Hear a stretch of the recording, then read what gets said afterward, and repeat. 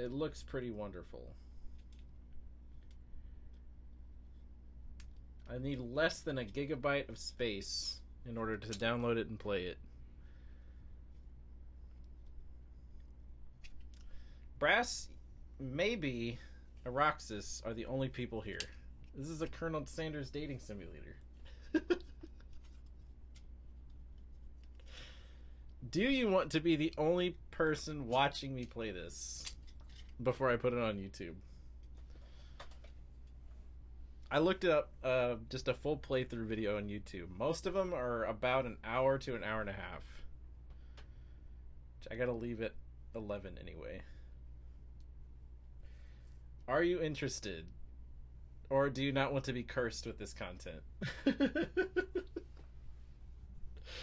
I don't know what this game, how it plays, but it's only an hour's worth. I don't know. It's just probably super cursed. Yeah, like, look at this one. You're here to enjoy the ride. Because I can't... What are the things I can do in, like, 2 hours? I could shiny hunt. Maybe get something. Or...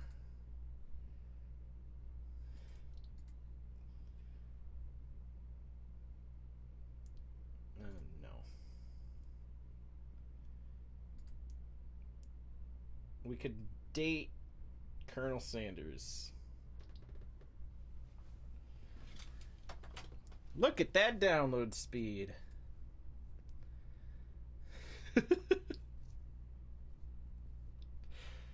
Alright, we're gonna get cursed together. You and me, Brass. Let's do it. KFC presents.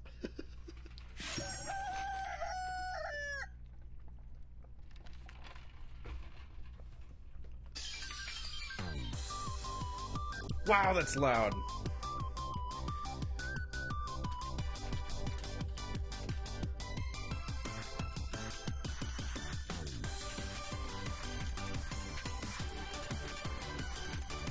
I think so, yeah.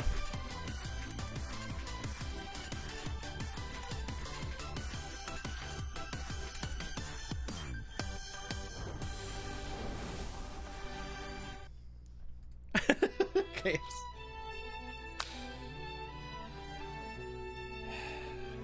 Look how sexy he is. That's the weirdest thing I'll ever say in the history of my existence. Let's do it. What is our name? Frick it. I'll use my real name.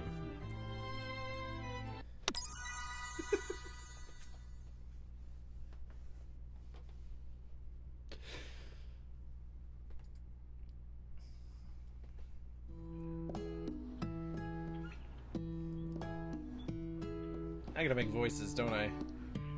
Son of a bitch. You sleep softly as the morning sun casts a warm glow through the window of your modest student apartment. The world is peaceful and serene. You could stay in the moment forever.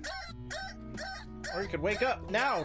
Your first day of culinary school is no time to sleep in!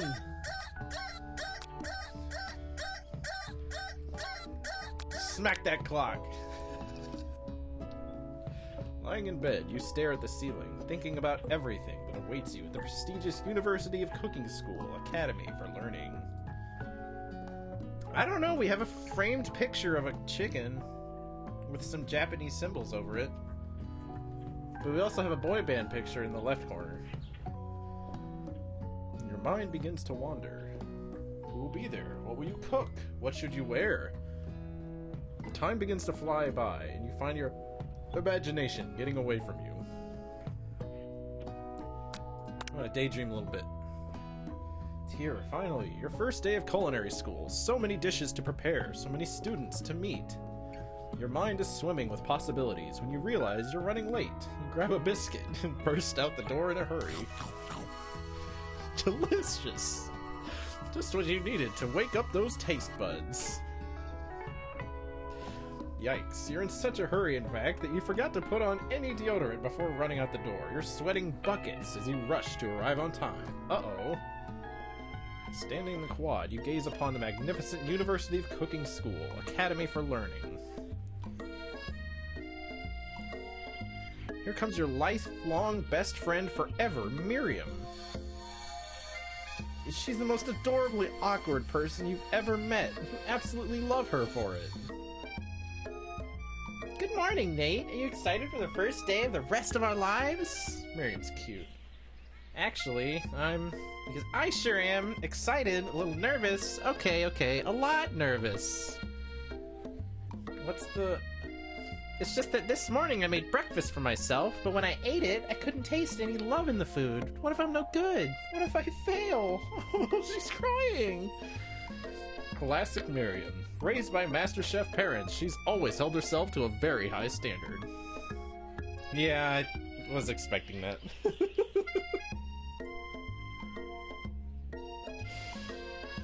Ever since we were little babies playing together, you rescued me from... and you rescued me from that quicksand box, it's been clear to me that you're the most loving, caring person I know. You're gonna do great. But with the University of Cooking School Academy for Learning's famous 3-day only semesters, I'm afraid of being left behind and never catching up. Well, don't miss one of the 3 days. Sweet girl Miriam has always had a flair for the dramatic. This summer, she got so nervous about her first kiss that she chipped a tooth practicing on a mannequin. Should you pep talk her or change the subject to give her some relief? Let's pep talk her. Remember last month when we saw that fortune teller and had our tarot cards read? The lady with the mask who gave me nightmares. I've been trying to forget. I know she looked spooky, but she was so sweet, and she told you that you were destined for great things. Remember that card with the fancy-looking tower, and that other card featuring the handsome fellow in the red suit? I've been waiting for so long to meet a handsome fellow I could call my own. And I'm sure you will soon. In no time we'll be graduating. You'll be delighting the world with your heartfelt cooking in no time. As you talk Miriam up, you can feel her nerves begin to ease. You know what? Maybe everything will be okay after all, and if not, At least I have these killer bangs. They are so killer. Can you believe I cut them myself? You can definitely believe it. I cannot believe it.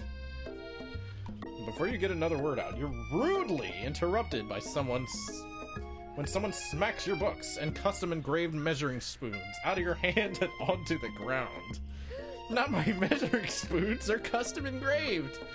Hey! Oh my god, she's so evil. It's Ashley, your arch rival. She's totally evil. But you can't help but be filled with jealousy. She can get anything she wants, and she knows it. Hello, Ashley. Oh, I didn't see you there, chicken shins. You leave Nate's shins alone. They are perfectly normal shins. Ugh, you can't stand Ashley. Even her name is annoying. You know for a fact it's actually Ashley, but she had to add extra letters to make herself feel better than everyone. Anyone here knows what perfect shins look like, it's us. That's right, Miriam. We're not gonna let you or your really weird insults get to us. Across the quad, you see Ashley's best friend, Van the Man. Has stopped to look at his own reflection in the mirror. His pants are so tight you can see him casually working out his glutes while he styles his hair. No lie, they're rockin' glutes. Ahem, Van. Oh my god, it's Chad! You ring. Roxas, welcome to our journey. We're dating Colonel Sanders.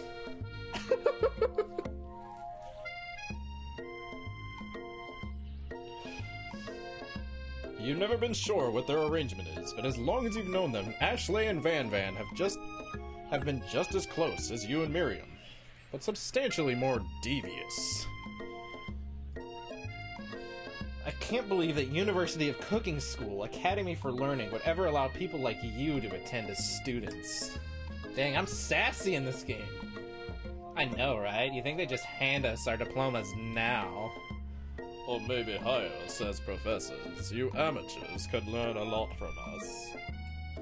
With the first day of school about to start, there's just not time to properly tell these two off. So you resist the urge. Let's go, Miriam. She's still holding that pose. See you later, losers. As you approach the door, you see a goofy-looking kid pushing hard against the window directly next to it. What? Oopsie. I think it's broken. You reach forward and easily pull the door open. I will. That should do the trick. I love you. I think you mean thank you? My name is Pop. I was named after my Pop. He's old. Could someone like this also be a student at the school? He must be one heck of a chef. Also, his name tag clearly says Bob, but I guess he's reading it upside down. Hi, Pop. I'm Nate. So, are you gonna make me hold this door all day? Nope. With that, the young man walks into the building ahead of you. Is it just me, or is he kind of cute? I think it's just you. He's obviously a prodigy at cooking. He has to be. Not of anything else, because he pushed a pull door and read his name upside down.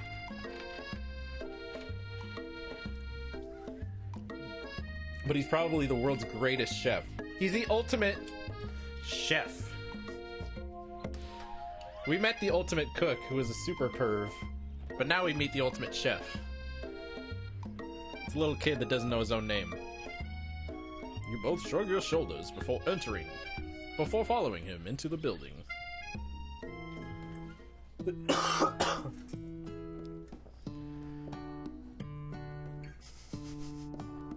You stand at the edge of the room, unsure where to sit. Other students wander in, keep themselves busy chit-chatting. What? A scruffy-looking pooch takes his place at the podium at the front of the class. Adorable. No.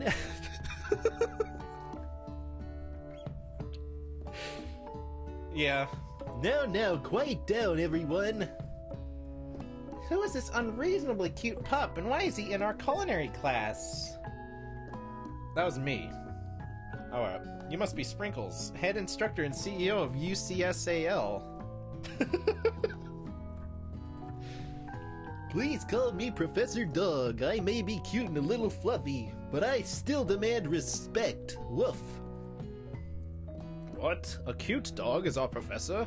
This is the best school ever. I guess only a dog's nose is capable of picking up all the nuances of fine dining. Out of nowhere, wind begins to rush around you as a swirl of cherry blossom petals fill the air inside the classroom.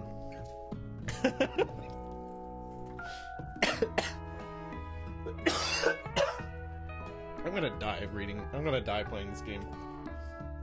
This will be the last thing I ever do. It's gonna be worth it. I'm chilly. Someone close the window. And then he walks in. He's so handsome. You're immediately swept up in the aura of this new student. Yeah, he's a student. The dog is a professor, but he's a student. And his remarkable goatee. Who knew anyone could be so handsome? Time stands still. It's him. It's... If it isn't my favorite student, Harlan... Colonel Sanders interrupts Sprinkles. Sorry, Professor Dog, before he can finish his sentence.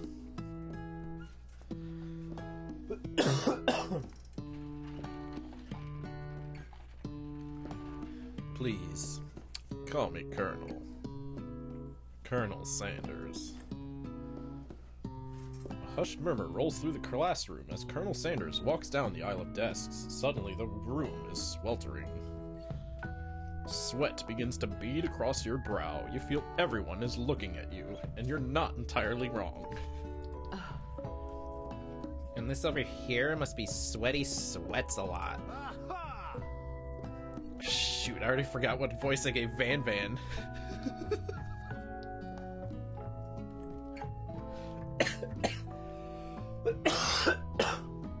I need water. This Powerade is not helping my throat. Powerade now available at your local KFC, he said with no confidence. Maybe we should open that window back up before Faucet Pits melts to a puddle and evaporates entirely. Hold on just a second. Nobody talks to my friend like that. You two both know my name. We were in the same kindergarten class. And what is with all your really weird insults? Besides, when Nate sweats, it's not gross, it's beautiful. Look at that shimmer. I have no other options. Yep. Colonel Sanders, beautiful angel that he is, stands before you, smiling gently, his hand outstretched.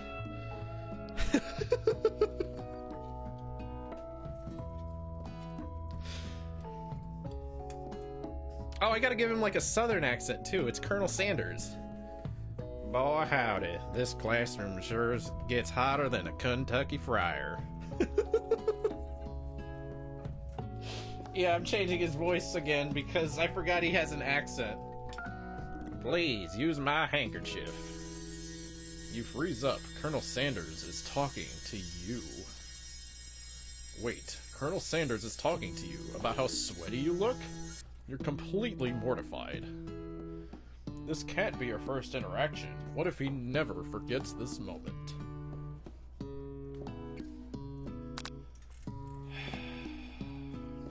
This is a very important decision. What do we do?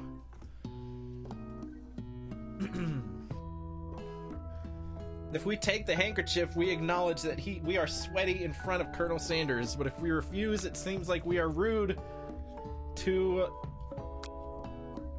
this super handsome chef who just offered us a very kind gift. We take it. You stretch out your hand, and Colonel Sanders places a fine silk handkerchief in it. It's so beautiful, you hesitate to press it to your face, but when you do, the feeling is transcendent. It has his natural scent in it. It smells of the most delicious chicken you've ever smelled. Professor Dog steps in to settle the class down and set some ground rules. Welcome to University of Cooking School Academy for Learning, the greatest culinary academy in the world.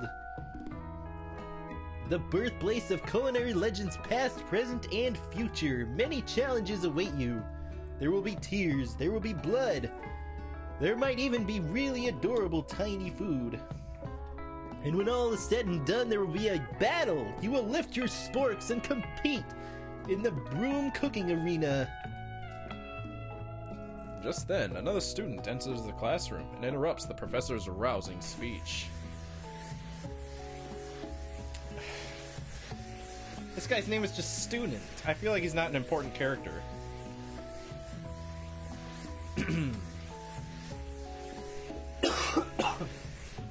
Hi guys, sorry I'm late. I hope everyone had a good summer. I really miss... Quiet! Late to class is bad enough, but interrupting my monologue? You're on the fast track out of here, young man. Are you sure you're even in the right place? He's gonna die first. Don't you recognize me? This is my third year in this school with you as my teacher. Isn't it a 3-day program? Everyone stares at him blankly. Does no one remember me? You're expelled if you utter one more word before I finish. Let that be a lesson to you students that tardiness is unacceptable. Even Clank made it here on time, rolling halfway across town on his tiny wheels. You turn to see the student sprinkles his reference who appears to be some sort of industrial kitchen appliance. Oh my god, Celeste!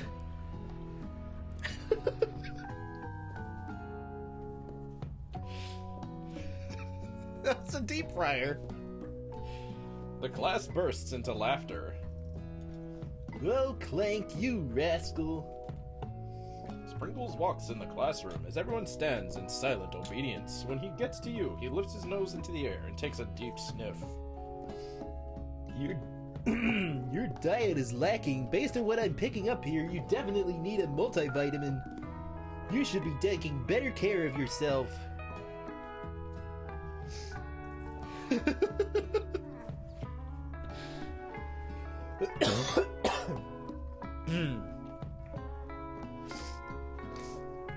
Gosh. I'm okay. You've never had a talking dog as a teacher before, but Sprinkles' reputation for being smart but tough is well known. You decide to try and butter him up by giving him a treat from your pocket, but what kind?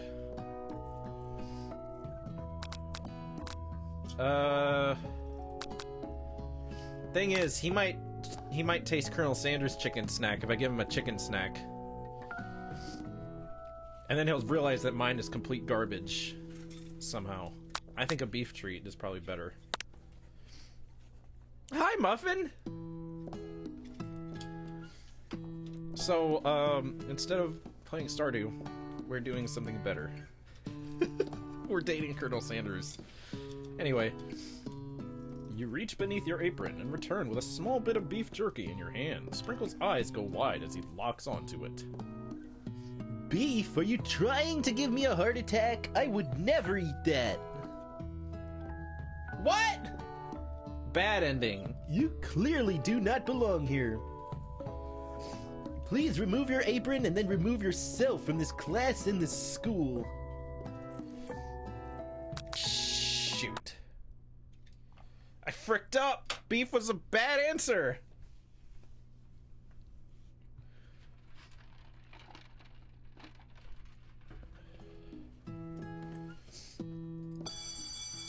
Oh, shoot. We gotta do this all over again.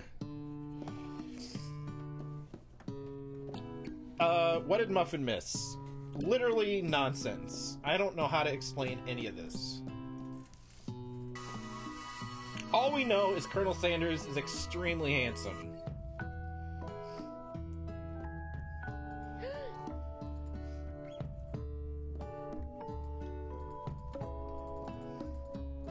Obviously, Muffin, if you want to watch the first part, I will be putting this all on YouTube. Because, yeah, of course I am. Ashley is a giant bitch, and Chad over here, his name is Van the Man Man. And they're like best friends, so he's obviously a bitch too. He calls me weird nicknames. He just called me Faucet Pits.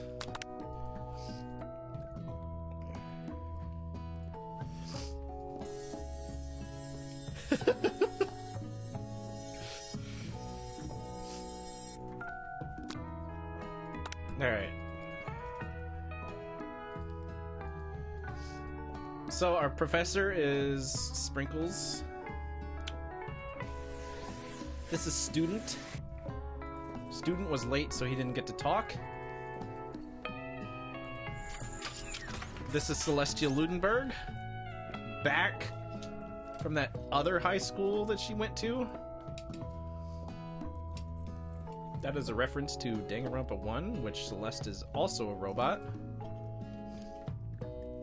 Nobody can tell me otherwise. People have yet to convince me otherwise. Okay, here's where we failed. I mean, this whole game is chicken-based, so I might have to just go with the chicken snack.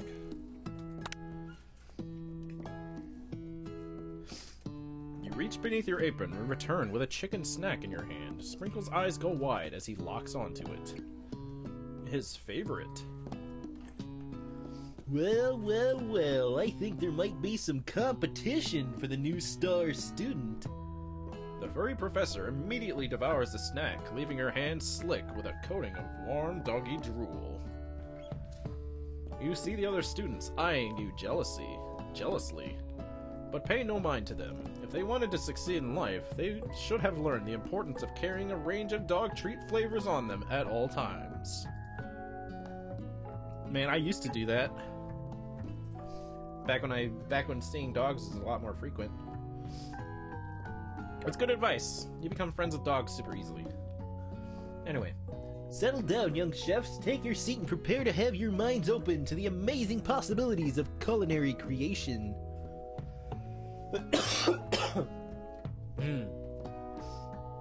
As everyone rushes to claim their favorite seats, you're left standing at the front of the room. Only 2 options remain. Hey Nate, there's still a seat here. Seems no one has claimed the seat next to me if you're interested. But she's my best friend.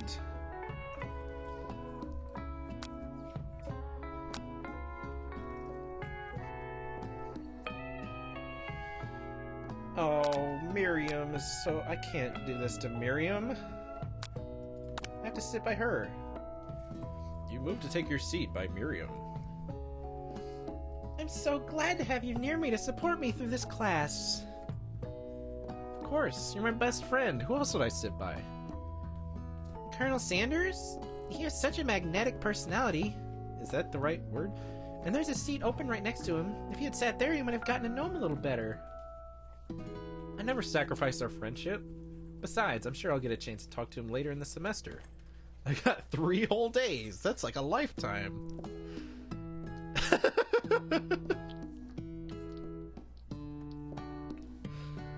So you say, but now that Miriam mentions it, that Colonel Sanders is just so darn dreamy. Said the narrator. As soon as you settled into your seat, the professor makes an announcement. Think fast, it's time for a pop quiz! Yay, a quiz about me! This is Pop, by the way.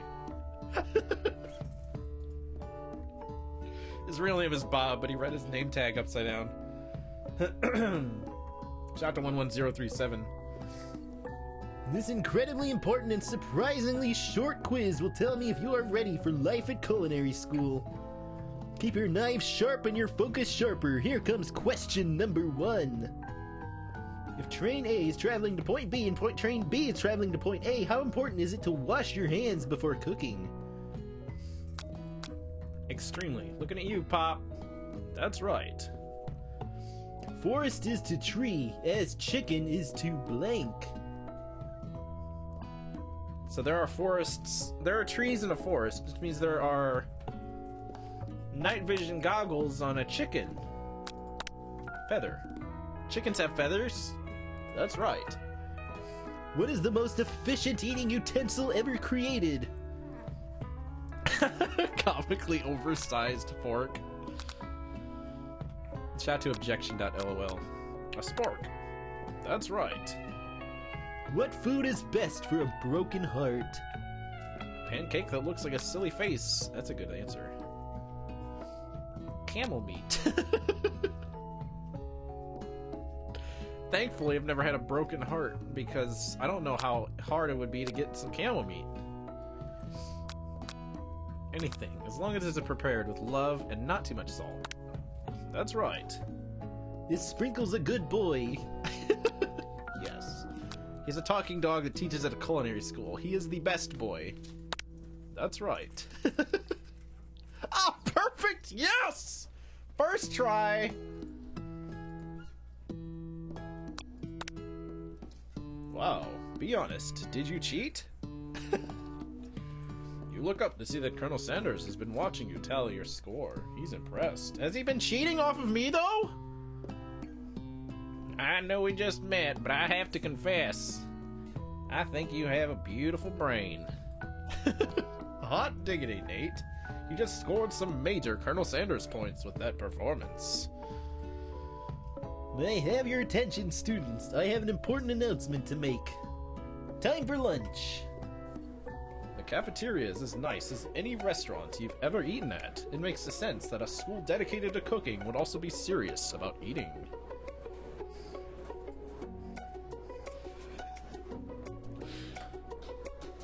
Let's be honest, Colonel Sanders didn't even look. He just answered them all correctly. He's that handsome. A delicious fragrance wafts through the room and tickles the end of your nose. Your mouth waters. You smell that? It must be our lunch. It smells crazy good. Shoot, I forgot how I did this guy's voice. Everyone, can I have your attention? Is it about lunch? No, I just wanted to apologize for my tardiness. You see, I was... Howdy, folks. I'd like to make an announcement. Hey, I was... It's about lunch. Everyone cheers. But I... Shh. No, that's not right. Lunch, lunch, lunch. She said, shh. In honor of the new semester, I prepared something special to share with everyone for lunch. That must be the smell I smelled. Miriam's adorable. Indeed, that smell. You hold your breath, waiting to see what food this mysterious student has created. You've heard that he's very talented, but were the rumors true? Is this? Oh my god, it's the most magnificent bucket I've ever seen. Colonel Sanders lifts a large bucket above his head. Its contents glimmer in the light. Piled high are huge pieces of chicken, breaded and fried to a crispy golden finish. The aroma envelops you, and you begin to feel warm and safe.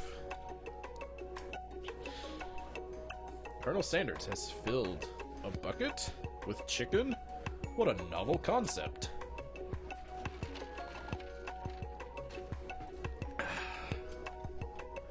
Your stomach begins to grumble as if to say, stop thinking and start eating.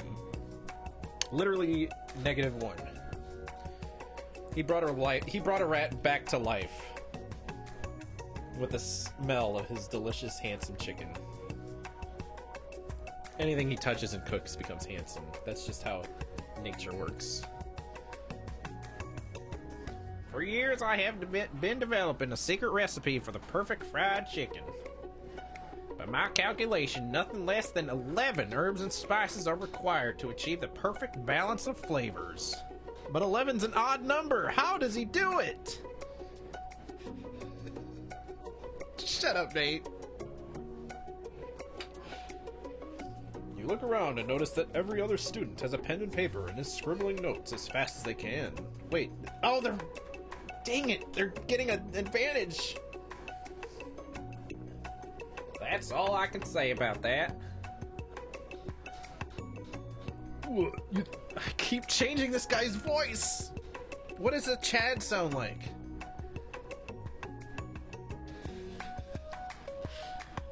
That's just the epitome of Van the Man. He keeps changing his voice. What, do you think we want your stupid secret recipe, dude?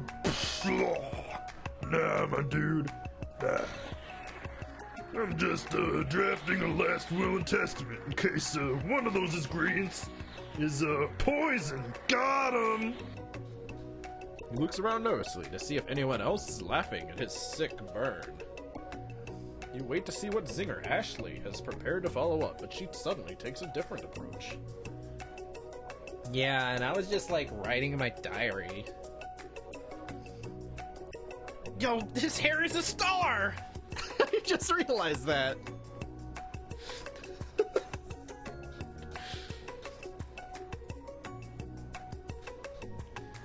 Dear Diary, today I smelled something beautiful. I knew at that moment that only the hands of a true gentleman could fry chicken so tender.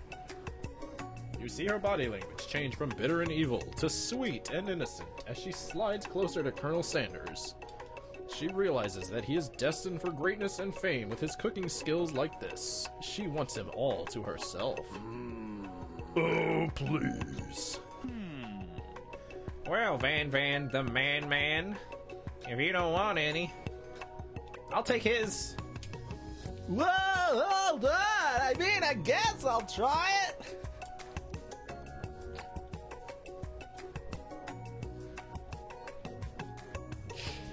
He takes one bite, and his eyes grow wide. He starts contorting his face as he tries to hold in his pure exhilaration and act unimpressed.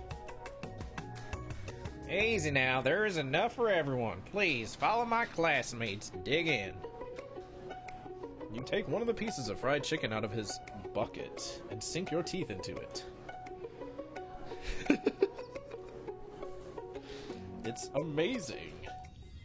Oh my god, what? Tasting Colonel Sanders' food transports you to another dimension.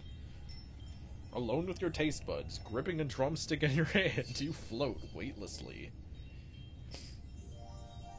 Oh my gosh. Do I try and identify every flavor? I might go to a different dimension. My mind might split into 11 to taste every single herb and spice.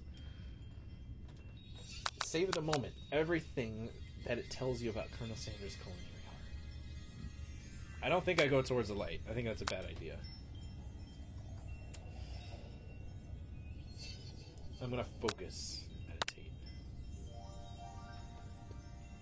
You let the food rest in your mouth and focus on it, scrutinizing every flavor. I think so. That's how it usually goes in pop culture, right? Salt? Maybe. Pepper? Too obvious. Oregano? Basil? Maybe, but there's something else. Something dark, something spicy. You dig deeper, deeper, deeper. Yes, even deeper still, until you find it. Could it be? He really did it. How bold, how adventurous to use... You try to go even deeper into the sea of flavors, but this revelation alone is more than you can handle. You snap out of it and realize that this information was meant to remain a secret, and yet, now you know. A mantle of responsibility now rests upon your shoulders. As you look around, you realize that everyone in the room is consumed by the lunch. No one noticed that you've traveled through space and time. After tasting his food, you try to get some one-on-one time with Colonel Sanders. You approach Colonel Sanders.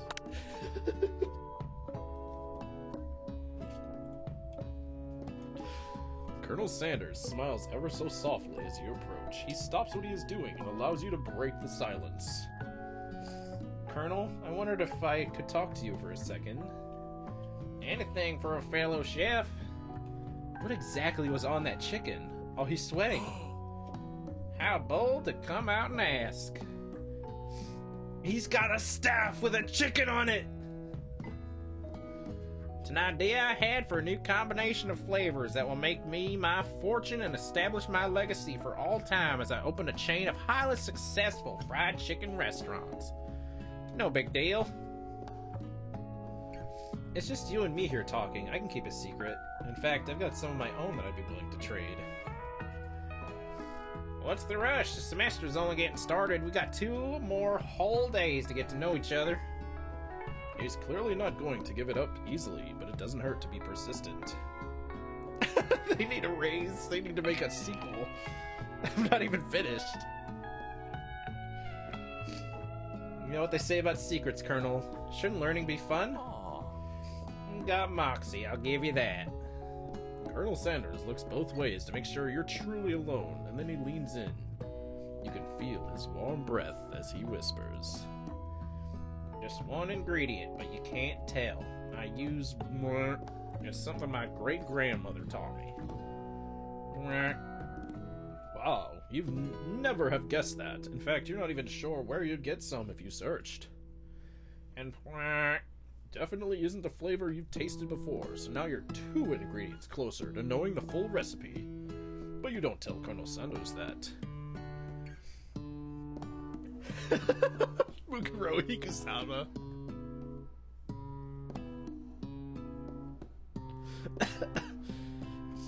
While you're wrapped up in that huge revelation, you notice that Colonel Sanders has disappeared. While everyone else is still in the cafeteria, you decide to look for him. You find Colonel Sanders outside, standing in the quad. Oh, it's you again. Howdy. Sometimes I like to come outside and look at the school buildings. I think about how my store will continue on after I've graduated. Sounds like you have big plans. I dare say the biggest. I will leave my mark on this world. You can bet on that. Alone together for the first time, you figure now is the perfect moment to show your personality to him.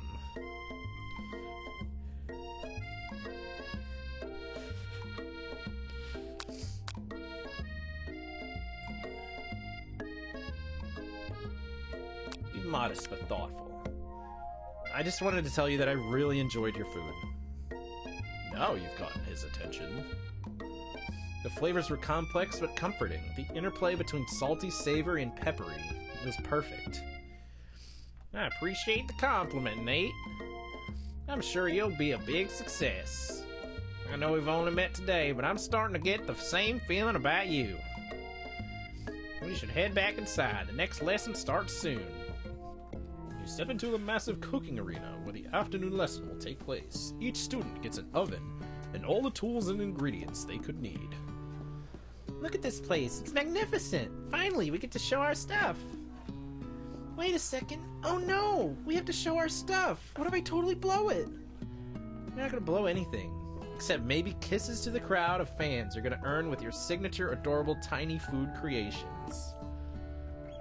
Welcome, students, to the cooking arena. I'm so excited if there's a cooking minigame. But this is a dating sim, so it's hard to say. For today's lesson, we will be cooking with partners. Hurry up and pair off. Naturally, Miriam looks over at you, but unable to control yourself, you pounce on Colonel Sanders. I don't even get a choice this time. Hey, Colonel, would you like to tackle this lesson as a team? A team of two, that is. Me and you. If that wasn't clear. You want to be my partner? Sure, Nate. I'll prepare our station. Without you as a partner, Miriam is left standing alone. Two different students quickly take notice. Hello, new partner. Beep boop bzz. Oh my, two potential partners? I'm so sorry, gentlemen, but I don't know who to choose. Looks like you'll have to pick four. Friend duties can be a little awkward, but that's the price you pay for not being alone forever. Jesus Christ!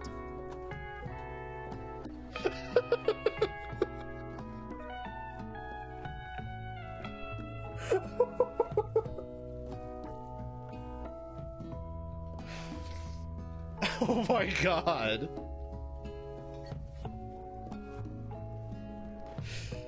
What kind of a line is that? I'm dying. Who do you want to ask to be Miriam's partner? Her literal deep fryer,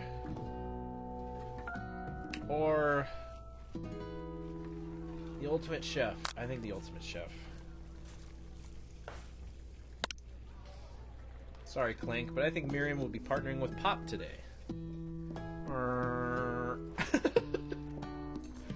Pop gives a big smile as he steps up to the same station as Miriam. I'm a chef. He holds up a banana and, without peeling it, proudly eats the entire thing.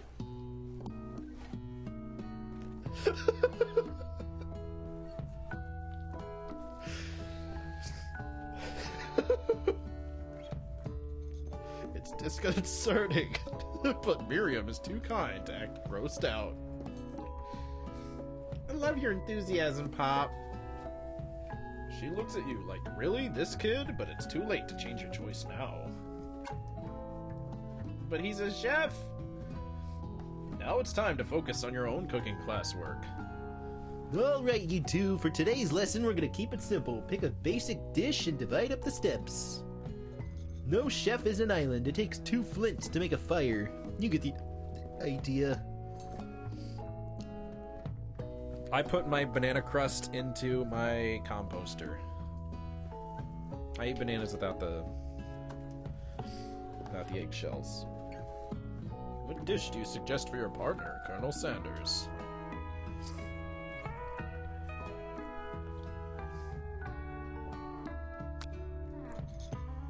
Let's go with my grandma's mashed potatoes and gravy. I've always been something of a down-home chef. I was thinking we could make something warm, inviting, comforting. Maybe mashed potatoes And gravy. Banana crust, yeah.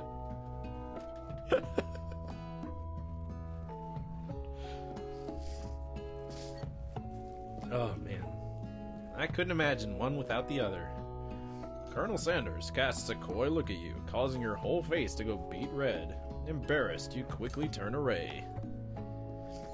I'll go get the potatoes. No, please, let me. Picking perfect produce is a passion of mine. Looks like the things are getting pretty fresh around here. Does someone have a crush on Colonel Sanders?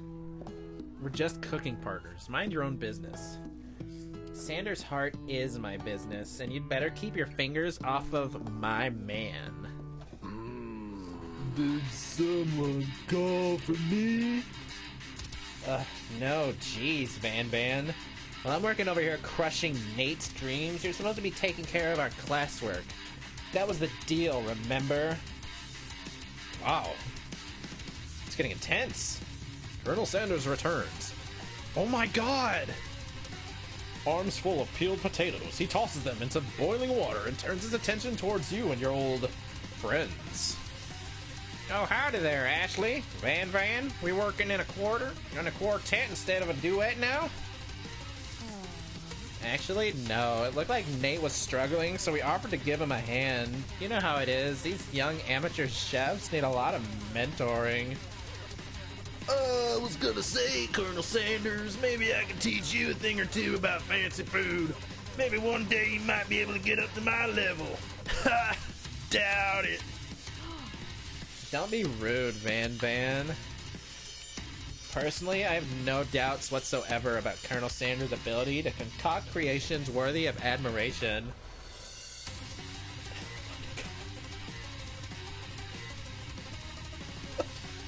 After all, your fried chicken was quite spectacular. But Colonel, if you ask me, I might make a better partner for you than this thing that has positioned himself at your station. Don't you feel deep down we can cast complementary shadows?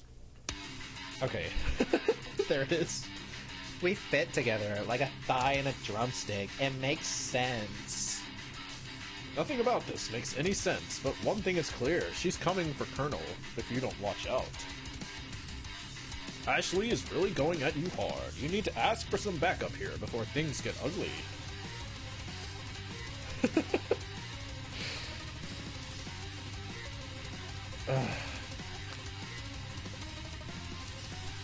This thing is, we already betrayed her.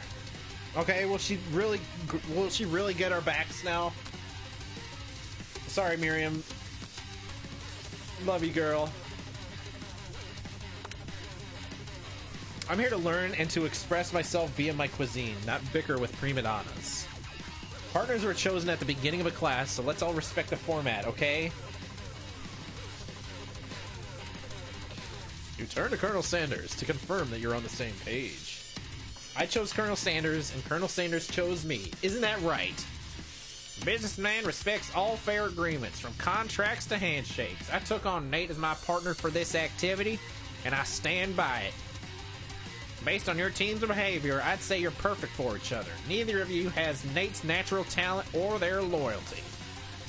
Being defended by Colonel Sanders leaves you proud and full of potential. You are filled with determination.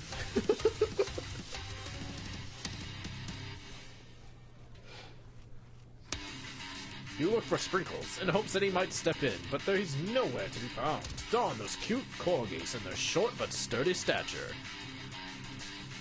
You look down at your station and realize that, in the tension of the moment, your hands have been cooking on autopilot. Probably because Colonel Sanders is like right next to me. Distracted by the drama, you've already crushed the boiled potatoes into a perfect creamy mashed texture, with plenty of butter and cream for flavor. It's as if your natural passion guided you through the steps that you know so well while your attention was elsewhere. I know just what to do. Colonel Sanders extends his hand. He's holding a beautiful white porcelain gravy boat, out of which pours a smooth brown gravy smothering your nearly finished potato dish. Oh my god, it's beautiful. gravy flows down the mound of mashed potatoes, the results look spectacular. Granny would be very proud. Oh, he's winking at us. He's winking at us, chat.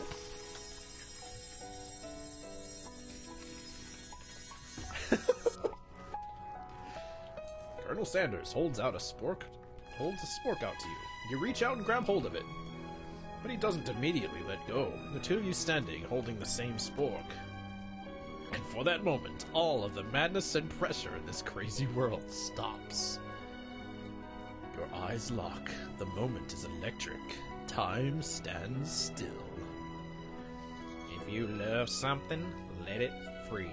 Set it free, whatever. Together, you dig the utensil into the mashed potatoes and lift a heaping sporkful up. When you see Ashley with a sinister look, you know she's plotting against you to be with Colonel Sanders. And then, filled with rage and without thinking, you fling the sporkful of mashed potatoes right into Ashley's stupid, beautiful face. Van, do something! Do something! Scooping up a fingerful, Van tastes the dripping mashed potatoes and gravy and realizes that it's delicious. Horrified by this revelation, he slinks away. Will he ever be able to cook something with so much love and integrity? Hold on right there, Nate. We do not waste food in the broom cooking arena. Colonel Sanders, I expect better from you. If you throw one more spoonful, you both better be prepared to eat it. From wherever it lands. Can I has potatoes, face? What? Van rushes back over, a covered dish in his hand. Mashed potatoes and gravy? Pathetic! In just a few minutes, I prepared a full meal. Gaze at my specialty, braised tentacle of octopus and my silky saltwater sauce. Plated on a battle axe blade forged by my supreme chef ancestors. You've ignored me for too long. That ends now. It is I who will have the first bite, and you will all look on with envy.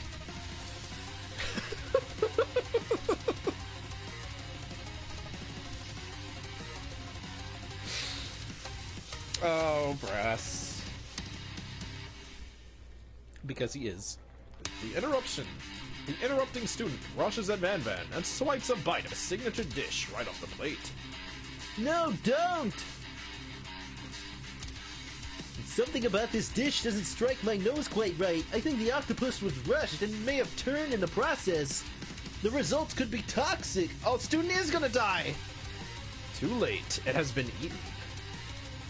Think I left something in the oven. I don't feel so good. It killed him! Oh my god, he's dead! It goes before our very eyes! I can't believe you were right. I can't believe it. No, not student! A body has been discovered! Everyone step back! Don't take another bite! When you look back at the plate, the rest of it is gone. You notice the tip of a tentacle being slurped up into Pop's mouth. Uh-oh. Pop winces in pain for just a moment, then is immediately back to his oblivious self.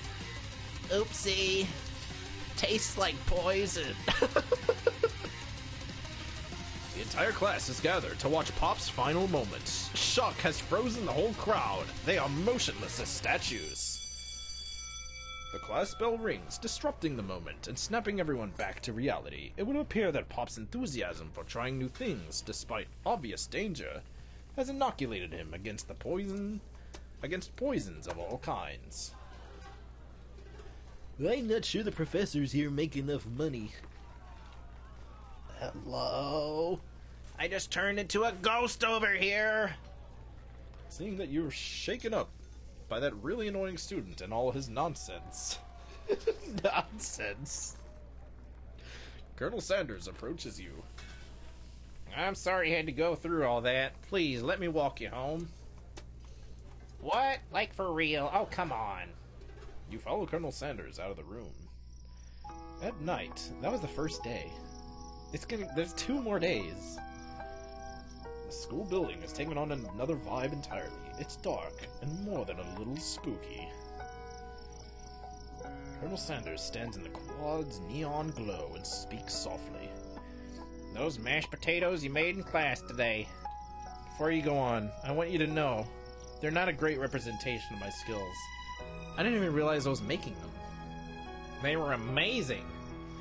Tasting them, it reminded me why I became so passionate about food to begin with. Colonel Sanders is getting choked up.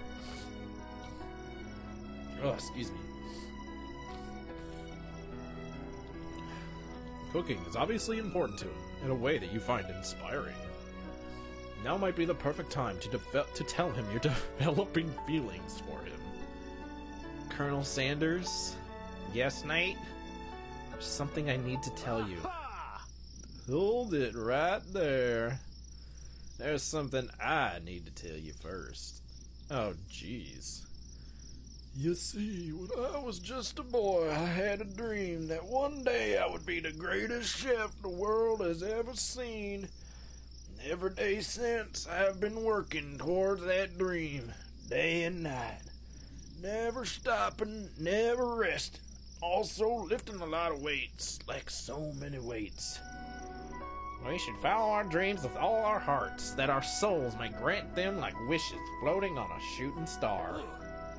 Hey, no, shut up! I'm the only one here to say inspirational and be the star of the story. Are you forgetting that your cooking literally killed a guy? You can't prove that. I also saw you kill that guy. What was his name? Somewhere in the distance, you hear a long, sad sigh. Forget him, we're talking about me. Me. I'm the hero. Oh my god! The Spork Monster is here to fight a hero. What the fuck? I think I left the fridge door open. Later, nerds! How dare you threaten me just as I was letting down my guard and connecting with another chef on an emotional level. Be afraid. Be very afraid of me because I'm a monster, see? Is he rhyming on purpose, or is that just a coincidence? Before you can discuss syntax any further, it's a turn-based fight sequence. What? We're playing Pokemon. What will you do? We're gonna attack. You decide to go on the attack. Which attack will you use? I use Cook with Love. Cook with Love does 1 damage. It just got real. That attack really upsets Spork Monster. Spork Monster goes on the attack.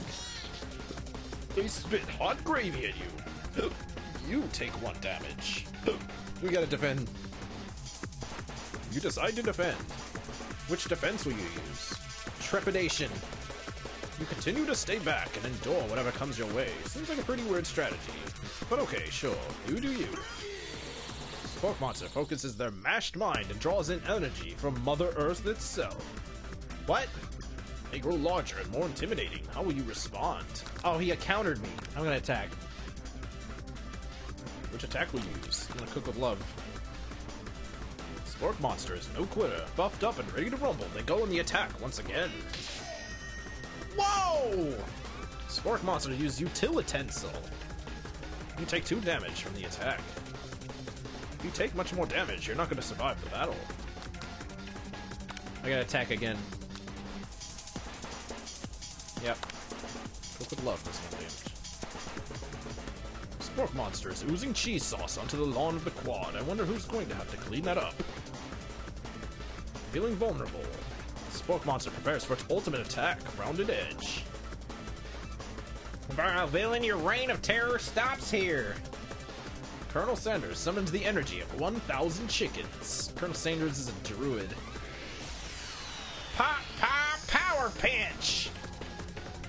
Pot Pie Power Pinch does 10 damage. Spork Monster is defeated. You saved me. An injured Spork Monster spews steam into the night.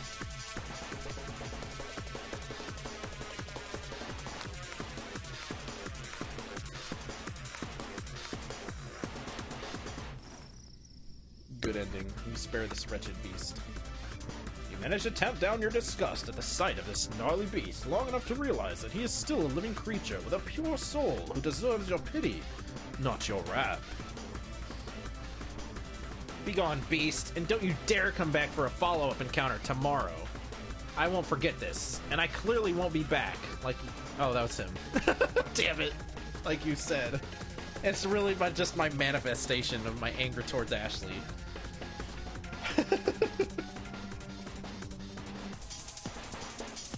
Spork monster scuttles off into the night.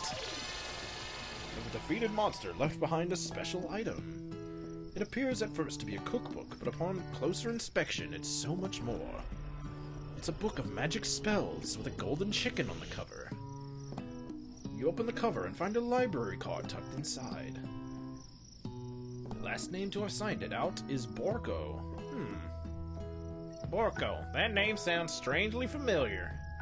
Your blood is pumping as you stand in the quiet of the night, holding the mysterious book in your hands.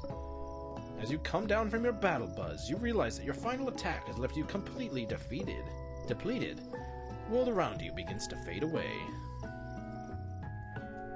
This game honestly made me want to go get some KFC right goddamn now. I can't. It's 9:30 and they're closed.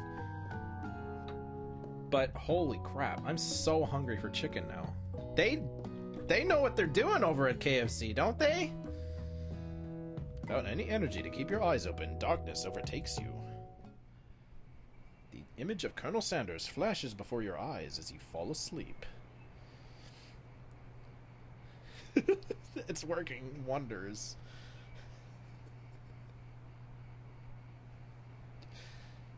He must have helped you get home. In your tired state, you don't know if you could have made it without him.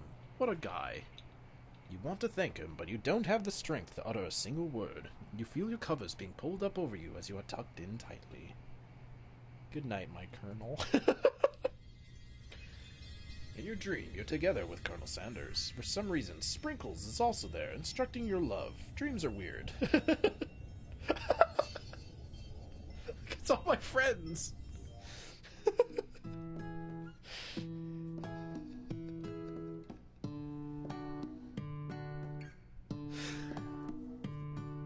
Oh man. You awake on day 2 and attempt to process the wild visions you had. Were they memories or premonitions? Stu was still a ghost. Even in my dream. You lie in bed and stare in the ceiling, thinking about the secret you've discovered while tasting Colonel Sanders' cooking yesterday. You can't believe he really used... And then there was that secret ingredient that Colonel Sanders went ahead and told you outright. Not much of a secret, huh? It's probably just because he already trusts you so much. Sure, that makes sense. We'll go with that. You meet up with your bestie in front of the school. Before you can tell her about the encounter with the Spork monster, she launches into a story of her own. Okay, I know this might sound a little strange, but I think I might be, I think I might like Pop. Like him? Like? I know, it sounds like it's moving too fast, but there's something about him. I like him. Like him. We got to talking after class, and he's actually a totally sweet guy. Not only that, but he's really smart. He told me all kinds of stories about Colonel Sanders. Dreams are weird. Did you know that Colonel Sanders enlisted in the army when he was only 3? Wow. Not only that, but he founded a special unit of super soldiers who all wear the same hats, just because he put a hat on one time and thought it looked cool. But Colonel Sanders doesn't even wear a hat. He wears a ribbon tie. Either way, maybe it'd be best if he took it slow with this new boy, like I am with Colonel Sanders. You and Colonel Sanders, the coolest guy in school, the most famous student to ever attend University of Cooking School Academy for Learning? You're a thing now? We definitely connected yesterday. Sure you did. You're great. Why wouldn't he be into you? I guess. Laughing at the implication that you and Colonel Sanders might be a thing is definitely not cool. You are great. You have an idea about how to prove that your love is real. Well, if he's not into me, why did he tell me one of his secret ingredients?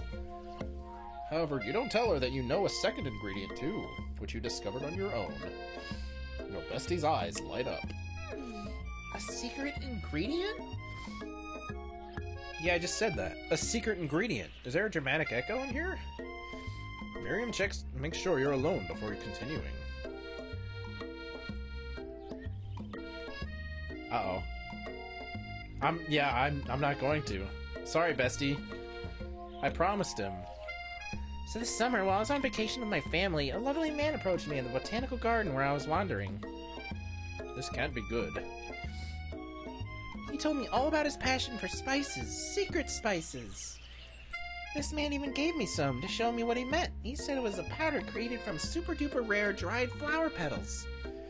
And if I did him a big favor, I could have some of my own. Please, Miriam, don't tell me. So I filled my suitcase with them and brought them home. He was so nice. He even met me at the gate when I arrived. Later, when I cooked with them, a strange feeling came over me. And the flavor was unlike anything I'd ever tasted. I think you're being very liberal with the meaning of spices here. Whatever. Anyway, we both shared an interest in cooking, so we've stayed in touch. You know, like pen pals. I bet he would love to know more about the new spices. Well, I'm definitely not supposed to share Colonel Sanders' secret recipe. And besides, I only know the one ingredient, so I doubt it'd be much use to anyone. Please, please, please! It would mean the world to me. No one has to know it came from you or from Colonel Sanders. Oh, making up a fake ingredient? This... Ugh. Obviously, I'm not gonna tell her. I promised my boyfriend. You quickly think of a fake ingredient name. I don't know, how about... It was Eye of Newt. I know it sounds like some kind of witch's potion, but what else can you do? Eye of Newt. Wow! Her eyes light up imagining such a thing, and you figure that you've satisfied her curiosity and she'll move on. However, she immediately turns around and does some thumb typing on her phone that you can't quite see. That's probably not good. Before you can ask her to confirm that she was definitely not texting secrets to other people, you're interrupted. A wind rushes in. Cherry blossom petals fill the air. Oh, that's how! Okay, I get the lore. When Colonel Sanders enters the room, cherry blossom petals just appear. It's Colonel Sanders. He's arriving at school.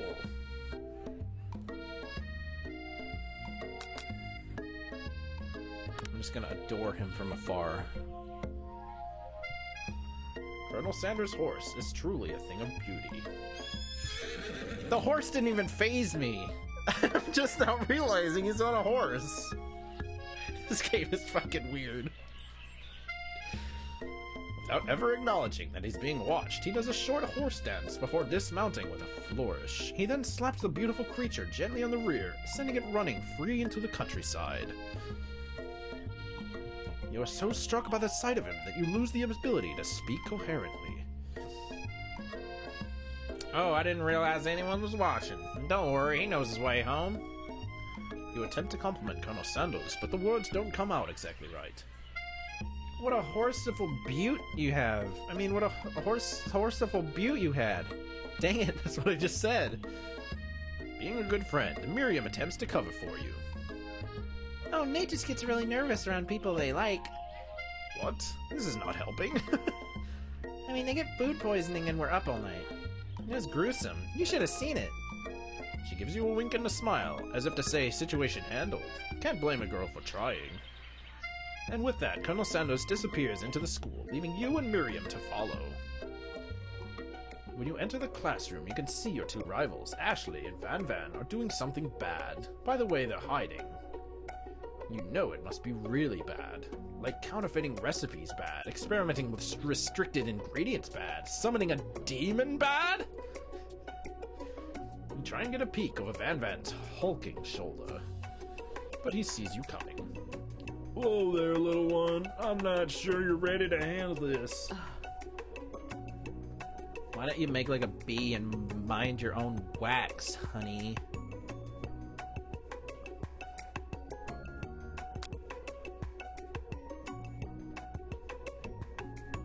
No, they're gonna know. You immediately dress the rivals down for their immature behavior. Culinary school is to be respected. This kind of nonsense is a waste of everyone's time. Now you've upset them. Oh, and you're the emperor of cooking, are you? You make the rules?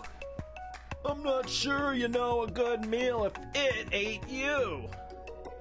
Being the best chef in the world takes more than culinary skills. It takes creativity. It takes panache. And it doesn't hurt to use a little evil. You finally get a look at what they were hiding, and you instantly recognize it. Oh my god, what? They stole my book! It's a book, just like the one you found after your encounter with the spork monster. That's the same book I found last night in the quad. Ashley immediately elbows Van Van, who hides the book behind his back. Oh, excuse me. I don't know what you're talking about. That book is a family heirloom and its contents are secret. You notice they haven't just been studying the book. They've got Pop pinned to the wall and then tossing potato skins at him as he tries to catch them in his mouth. We're playing. Before you can dig in any further, you're interrupted by the arrival of more students. It's almost time for class. Beep beep. Clank must be running late. He's in such a hurry that he rolls right over Van Van's meaty foot. Hey, watch it, you bucket of bolts! You watch how you talk to him. He didn't do anything.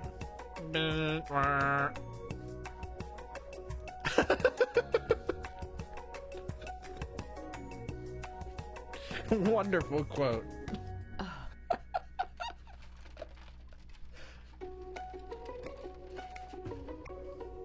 Oh man, that's great. Who do you think you're talking to? I've never heard such language. Not even from a stand mixer.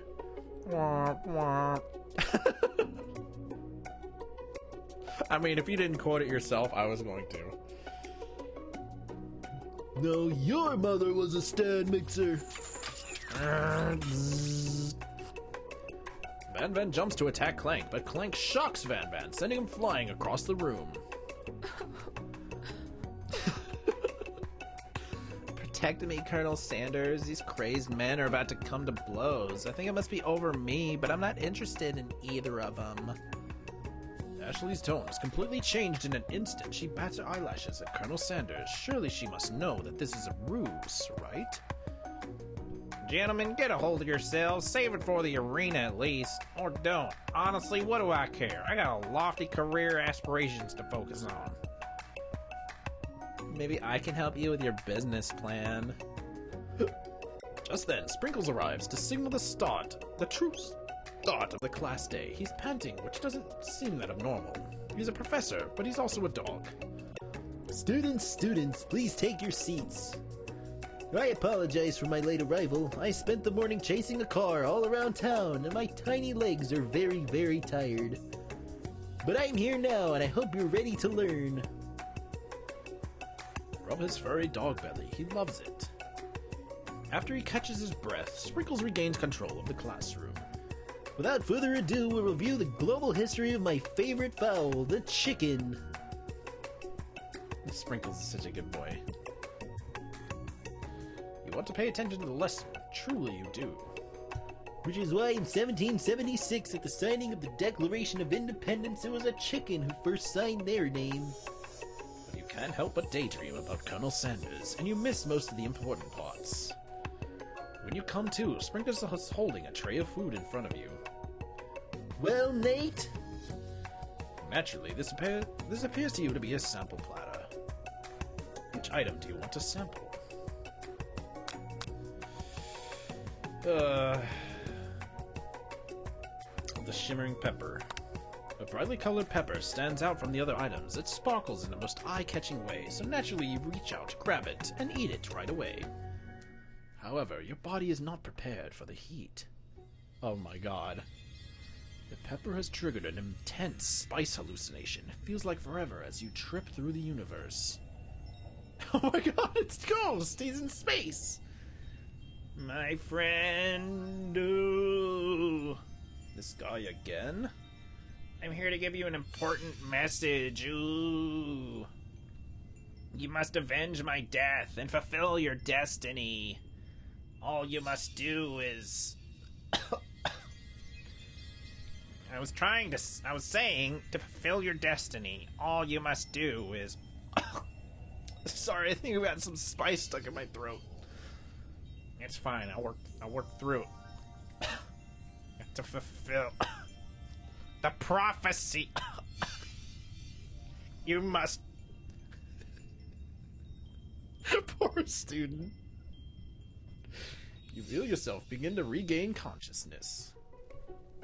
Oh, man. You come to and find everyone is staring at you. That pepper was the last of its kind on Earth, and now it's gone forever. Why did you offer it to? Well, to be fair, I wasn't paying attention. You think to yourself, geez, I should pay better attention. We all make mistakes. I'm sure I'll forgive you. Someday. Come on, it's time for lunch. Miriam is adorable.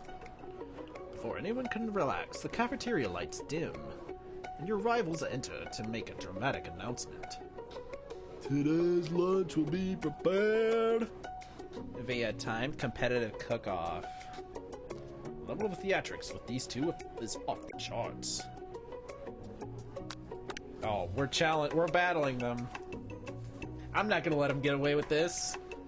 A bit of lunchtime competition, eh? Count me in. If I have to wipe the tables with you fools before I set my lunch down on it, then so be it.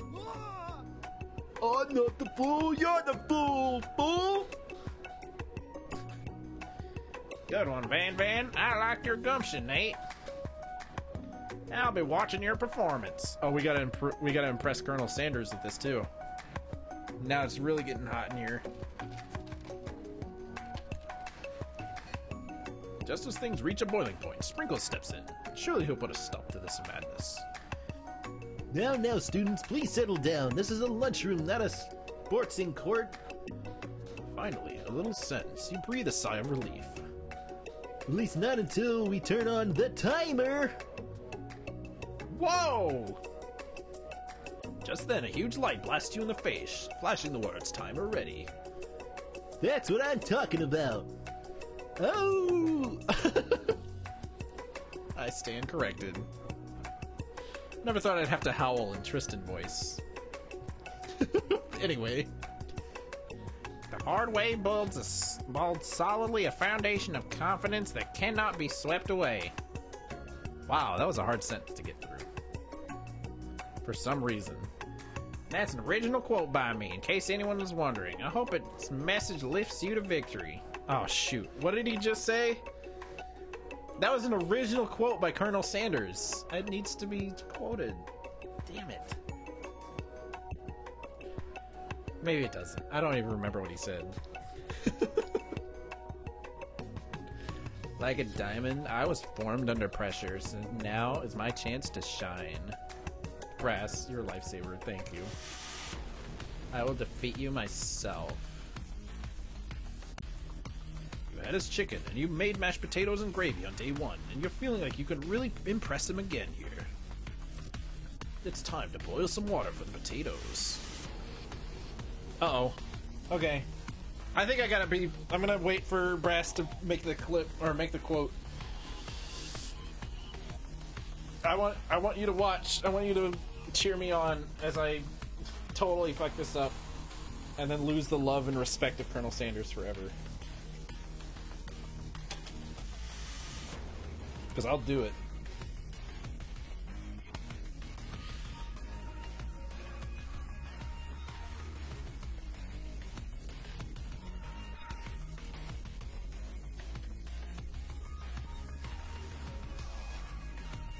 Why does this game have such good music?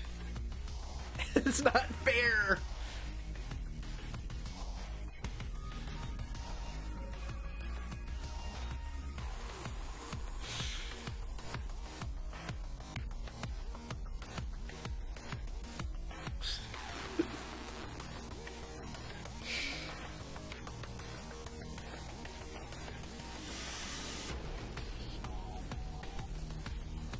Alright, probably because I'm voice acting, it's taking a lot longer, but I do want to finish this game tonight if I can. I might have to stop for a little bit, though. Colonel Sanders. That's so beautiful. Thank you, Brass. You ready for the cooking battle? 20XX. Yeah, I don't know when this game came out. Maybe 2018. No, it was definitely more recent than that. I think 2020. What temperature does water boil at?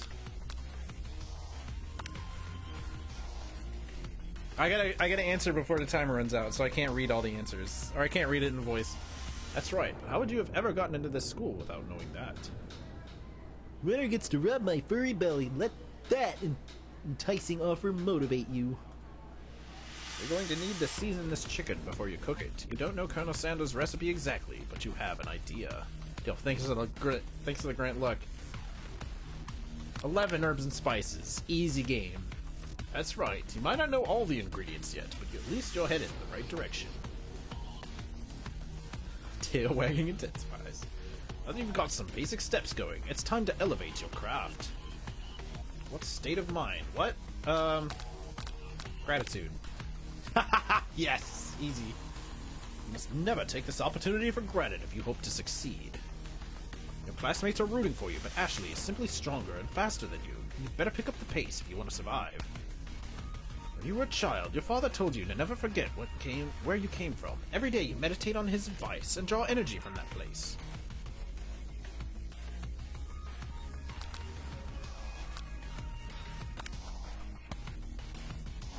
This is your shot, and you're not going to miss it. Ooh. You try to shut out the noise of the arena and focus on your cooking. Sizzling. Oh no! Don't make me get the spray bottle. Shoot, I missed one. You notice Colonel Sanders out of the corner of your eye. I believe in you, Nate. He's actually cheering you on. Which would be awesome, except knowing he's watching you makes you totally forget what you were doing. Now all you can think about is Colonel Sanders.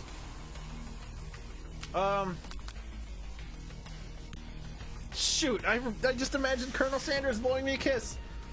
What were you thinking? Get your mind back into the competition. Grr. Standing on a desert island with only one dessert cookbook. Which do you take? What a hunk. I know, right? You know what? Shouldn't you be focused on the challenge? You're falling behind. We're exchanging wedding vows. What does that have to do with crafting spectacular fried chicken and delicate baked biscuits? Woof woof. Really struggling to keep up. The next station over, Ashley has already begun plating elements of a dish. It's colorful and complex. To make up time, you toss your biscuit dough into a stand mixer. As you do, the crowd gasps. Yikes. I know you love nothing more than seeing a fellow appliance utilized in a kitchen battle, but sometimes that means sacrificing the personal touch. You might not have any hands, but Nate does, and a good chef needs to be touching the dough to know when it's properly mixed. There's an easy way and a hard way. You don't get far by going the easy way. That's so wholesome.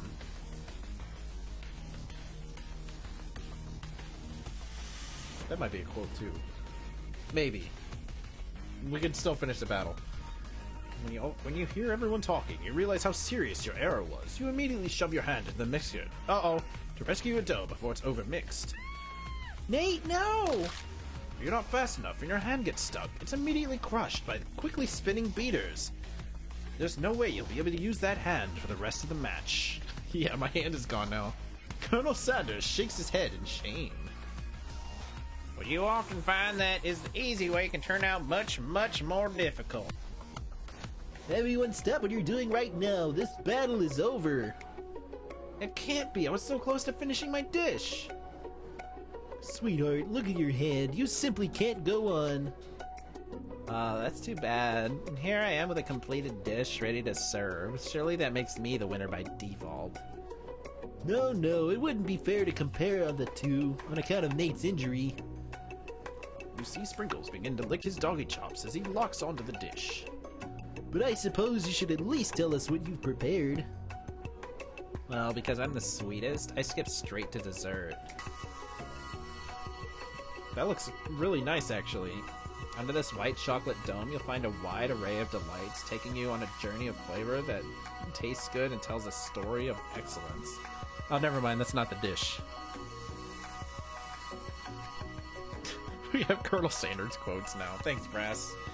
I was thinking about it, but yeah, that's a really good quote. Thank you. I was gonna ask Nate to do the honor, but since you're injured, I'm afraid that pouring this creamer of delicate hot chocolate sauce might be too difficult. Colonel Sanders, if you wouldn't mind lending me your strong, steady hand. Colonel Sanders pours the hot chocolate sauce on top of the dome, causing it to melt away, revealing the ingredients hidden within. Oh my god, that's actually amazing. Inside, you'll find a delicate fried cheese croquet atop a slice of honeycomb, ice cream 2 ways, tender nougat, and pearls of blueberry gelée.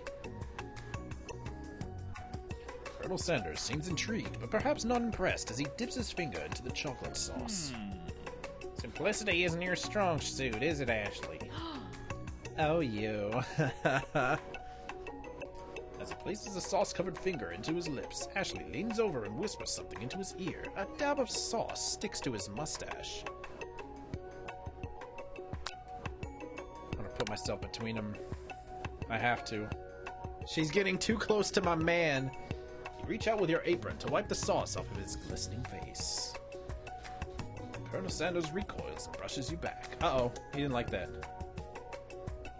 Oh, frick, I'm sorry. This goatee isn't just a fashion statement, it's also functional. I'll save that flavor for later. Ah, it's fucking gross. No, I lost again! Damn it.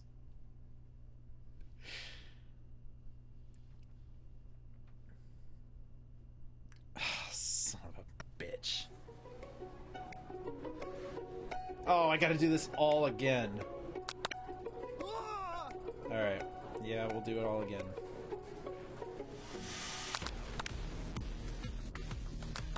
I remember this. Gratitude. Small town. Oh, this one I got wrong. Silence. Booyah.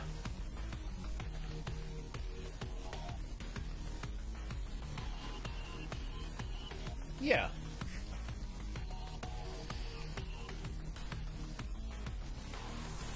Okay. These are all Colonel Sanders fantasies, so.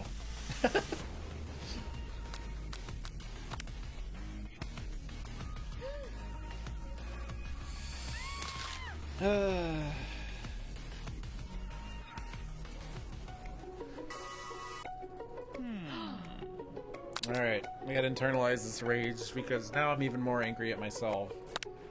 Your rage burns so intensely within your eyes that they burst into flames. What? The flames cause your eyebrows to catch fire and turn to ash, and they fall off of your face, which means people will have a hard time understanding your emotions for the rest of the semester, perhaps forever. Embarrassed and ashamed by your poor performance, not to mention your crispy fried brow, you run for the quad to be alone. Beautiful weather feels like an insult. Inside of you, a storm rages.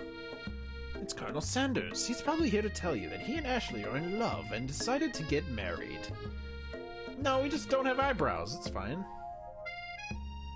He won't even ask you to cater his wedding because you're a terrible chef and an awful person. You try to hide from him, but he approaches you directly. I know you're hurting right now. Not just from the devastating loss but from that run-in with the mixer and that small fire. We should get that checked out.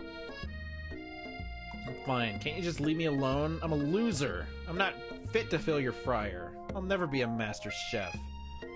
Failure is a part of life, not just for you, but for all of us. Do you think I've never failed in anything before? That's exactly what I think. Well then think again. I wasn't always the man you see before you. Enrolled in culinary school, incredibly handsome, successful, motivated, incredibly handsome. Well, handsome for sure. I was born that way. Yeah, you were. But I walked other paths and arrived at dead ends. I was passionate about life, but I failed as an obstetrician. I was passionate about justice, but I failed as a lawyer. I was passionate about livestock, but I even failed as a mule handler. That one was especially humiliating. Mules can be so cruel. I lost my business partner to a gunfight. I didn't know.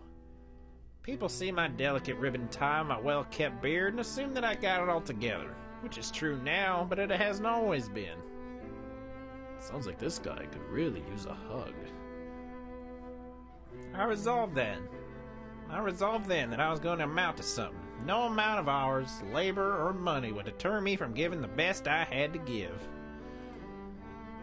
As Colonel Sanders changes focus, you can see something ignite inside of him, a burning passion. One has to remember that every failure can be a stepping stone to something better. My new dream is pure, it's honest, it's something that a humble man in a crisp white suit can be proud of. I will create a new chain of chicken restaurants that will bring joy to the entire world and make up for my past misdeeds. Yay! What? Just as your moment grows intimate, you're interrupted by a threatening, shadowy presence.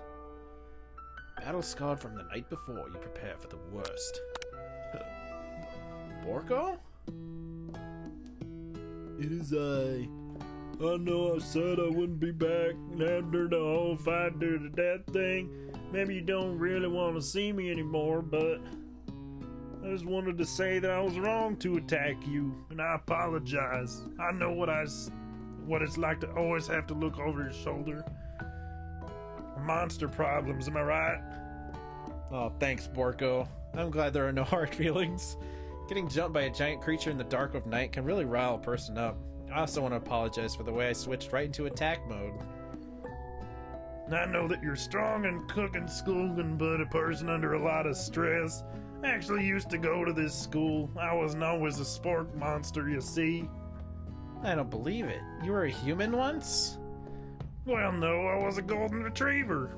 But I was still a student until one day some mean kids with a magic spell book cast a dark enchantment on me, and I was forever transformed. Magic spellbook? What? Precisely. I had procured a copy for myself, but somewhere along the way I lost it. If you find such a book, I beg you, respect it.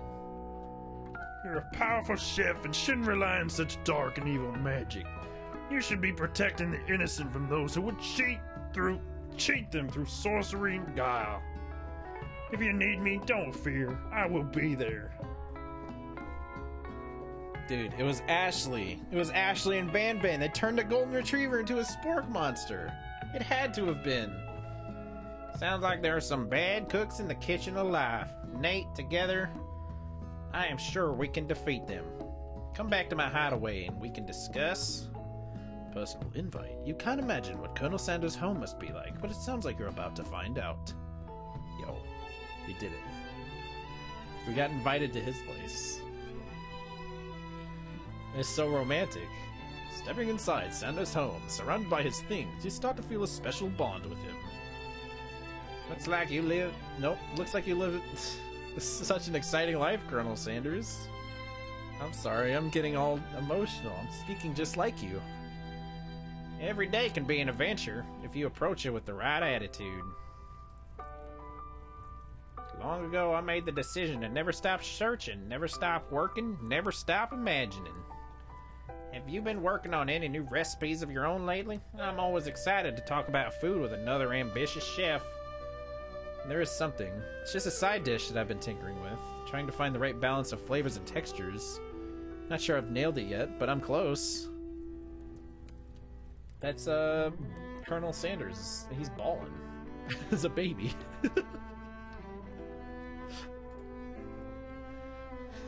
I guess. Colonel Sanders' eyes perk up as he starts to wonder what dish you might be describing. It's meant to pair with something spicy or something crispy. Both, perhaps? Oh, you've got him right where you want him. Should you reveal your new creation to him, or keep it a secret just for you? It's mashed potatoes. No, it's not. It's mac and cheese. You decide that you're as ready as you'll ever be to share your original cooking with Colonel Sanders. Before you can talk yourself out of it, you decide to dive in head first. You reach into your lunch bag for a special dish that you've been keeping on ice all day. Oh, on ice? I don't think that's it. I present to you... Oh, it's coleslaw! Okay, that's fair. My original coleslaw. That looks disgusting. I fucking hate coleslaw in real life. This looks magical in the game. But yeah. The shredded cabbage dish glistens in the light of Colonel Sanders' Lug's hideaway. Sad cabbage. Magnificent. Together you chow down on the creamy slaw until just a spoonful remains in the bowl. Do you mind if I hold on to the last bite? I'd like to have it around just so I can admire its taste later and think back on this moment. Could offer to make him more, but he seems like a very sentimental kind of guy. Sure, why not? Please make yourself comfortable. I'll be back in just a moment. You realize now that would be the perfect time to do some snooping. Around the room are various items you can look closer at. Each item seems to radiate memories and emotions. Tap on an item to discover more about the Colonel. Wait.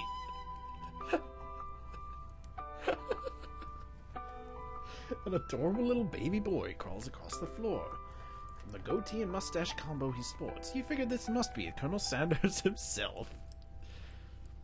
That, or maybe it's the drumstick that he seems to be waving like a rattle. I thought that was a basketball. Who frames a baby picture of just themselves? Probably the same type of person who would make their own face the logo of a company they founded, am I right? I can't tell what this is. This must be where he keeps the secret recipe. You think for a moment, what number is important to Colonel Sanders, then dawns on you. Oh, what? Oh, 11, herbs and spices. As soon as you turn the dial to 11, 11, 11, the safe opens. Inside it, you find a single note.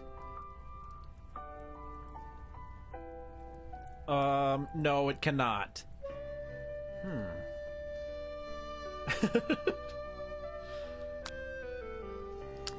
Chicken. It is a very realistic stuffed chicken sitting on a corner table. When you pick it up, you realize it isn't just realistic, it's real. What? Taxidermy? Must have been important to Colonel Sanders when I was alive. A little note clipped to the chicken's foot reads, "The true state, bird, of the great state of Kentucky."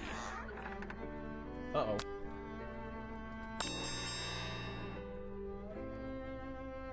You open the door to find Colonel Sanders' closet and find a row of his signature white suits hanging within. You take one off the hanger and try it on. Thank you, Brass. The jacket is a bit big for you, but it's soft and comfortable. You give yourself a deep hug, breathing in his scent. They say that home is where the heart is. Is this what they meant? Before you can look any further, you hear Colonel Sanders returning. He has a new dish that he's been working on, and he wants you to taste it. You try to act casual until he asks you why you're wearing his jacket. Aww. I don't usually loan those out, but I must say, it does look good on you. Oh crap, the jacket. I forgot to take it off. Is this my moment? Is this the moment? Or should we tell? I think we should tell him the truth. Listen to this music. This is the moment.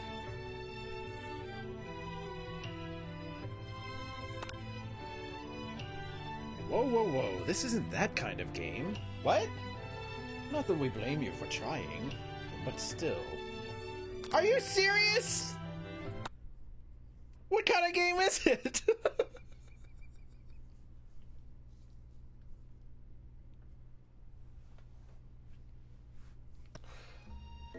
Oh, this is stupid. I'm so upset.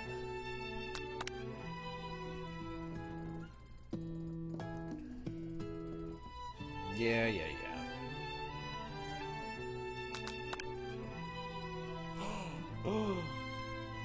What a joke. That's the worst way. Okay, we can find out new lore, I think, though. You gaze out the window across a vast lake and mountain range beyond.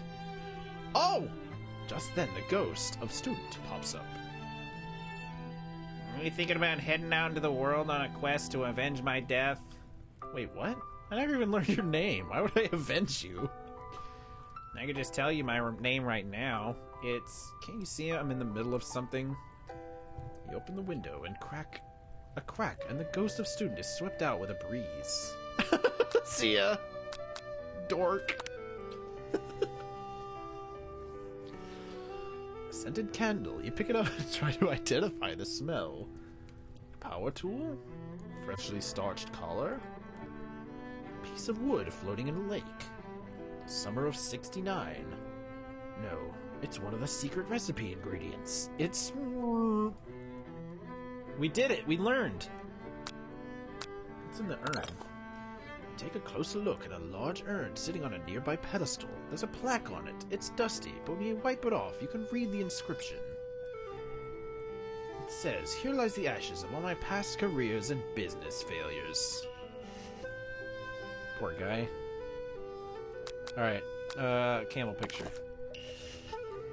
The photo appears to be of Colonel Sanders, except he's an old man visiting the pyramids of Egypt. Maybe this is where he discovered one of the secret herbs and spices? Okay, we're back. Alright, I just fess up. I'm telling him the truth this time. Apparently it's not that kind of game. You confess. I think I've developed feelings for you. I might be developing feelings for you too, but I'm concerned. I can't let anything get in the way of my dreams. I'm your new dream.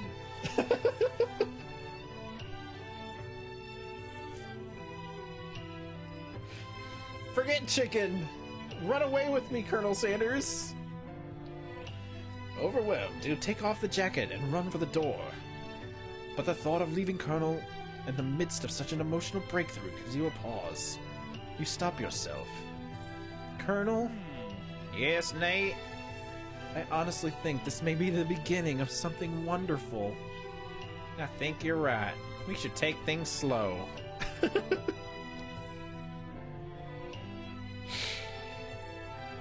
talk late into the night and drift off into a slumber.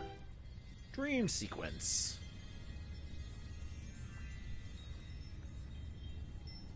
I think Ghost of Student is,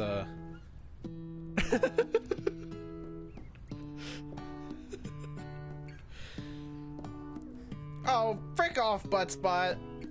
This is why Buttspot can't add quotes, because that's terrible.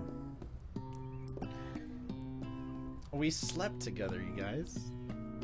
We slept together. I don't know in what way, but we slept together. You awake to a beautiful morning in Colonel Sanders' hideaway. Did you make the right decision on how to respond to Colonel Sanders? Only time will truly tell. Today is a day that could change the rest of your life. You think about the new secret ingredient we just learned about. Blank. In some jurisdictions, blank isn't even legal, but if the recipe is a secret, how will they know? Your thoughts are interrupted when Colonel Sanders emerges into the room. He's holding a gorgeously plated breakfast, and your mouth waters at the sight of it. Here's a simple breakfast I just whipped up. It's meticulous. Chicken is more like a brunch type of food, don't you think? You taste Colonel Sanders' food, and it takes you on a journey. When you return, he's waiting to ask you an important question. Would you say we're the perfect match? How presumptuous. My cuisine and your taste buds, that is. Oh yeah, I've never actually had chicken and waffles. I've never had chick butt and waffles either. Oh my god, you said the exact same thing! Only muffins is capitalized.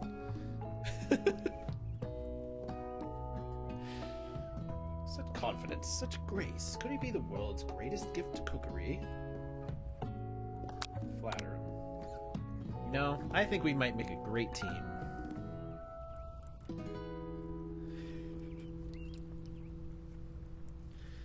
A single tear begins to pool in the corner of his eye as he gazes out the window.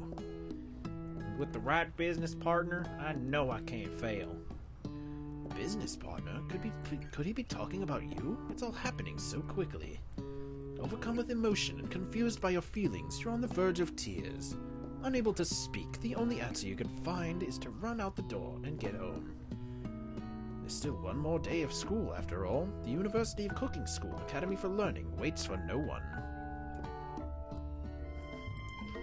You get home to find something very surprising. Your best friend is there, waiting for you.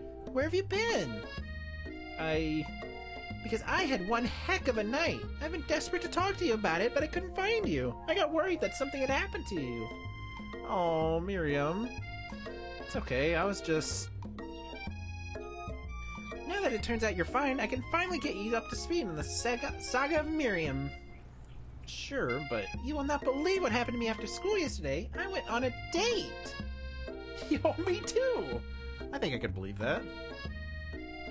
Since I'd been partnered up with Pop, he asked me to go out with him. Aww. Of course I told him, you'd better harness those wild horses, young man. I'm not that kind of girl. But he was just interested in spending some one-on-one time together and getting to know me. So I said, yeah, sure. I can get to know the little guy. Long story short, he took me to his favorite shush house. What?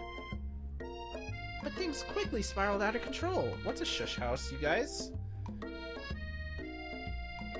I don't even think I know. Did she just say shush house? As if that's a thing that people just say? What is that even referring to?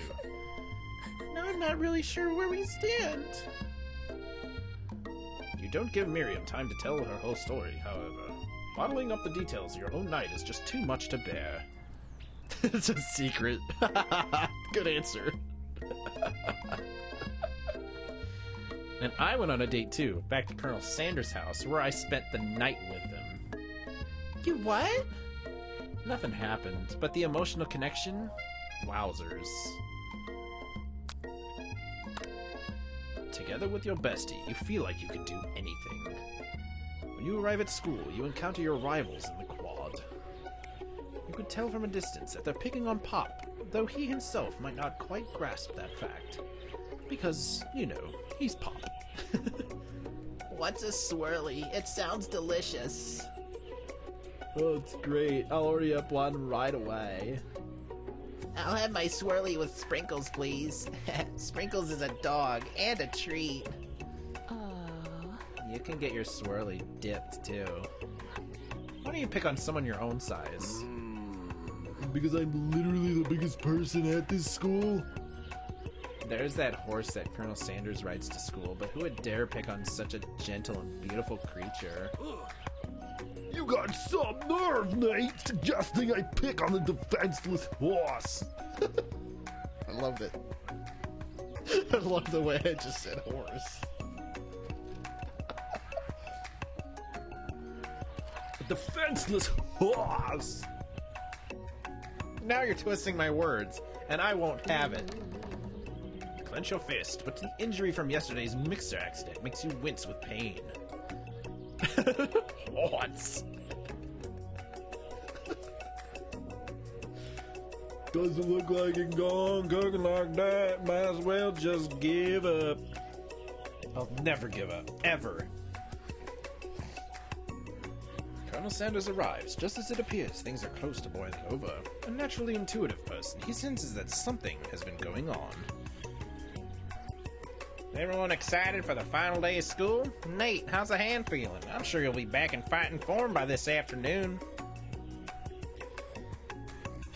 Beautiful. Aren't you concerned about my hands, Colonel? Yesterday I almost broke a nail winning so hard. Technically, I don't believe a winner was decided, but your presentation was quite impressive. What is he doing, complimenting her? What about the flavor of my delicate, warm, gooey chocolate sauce? It was clear that you're passionate about how your food is received. It's a lot of words to say it was bland. Excuse me, Nate. I am more than capable enough to speak for myself. Uh-oh. I made him mad.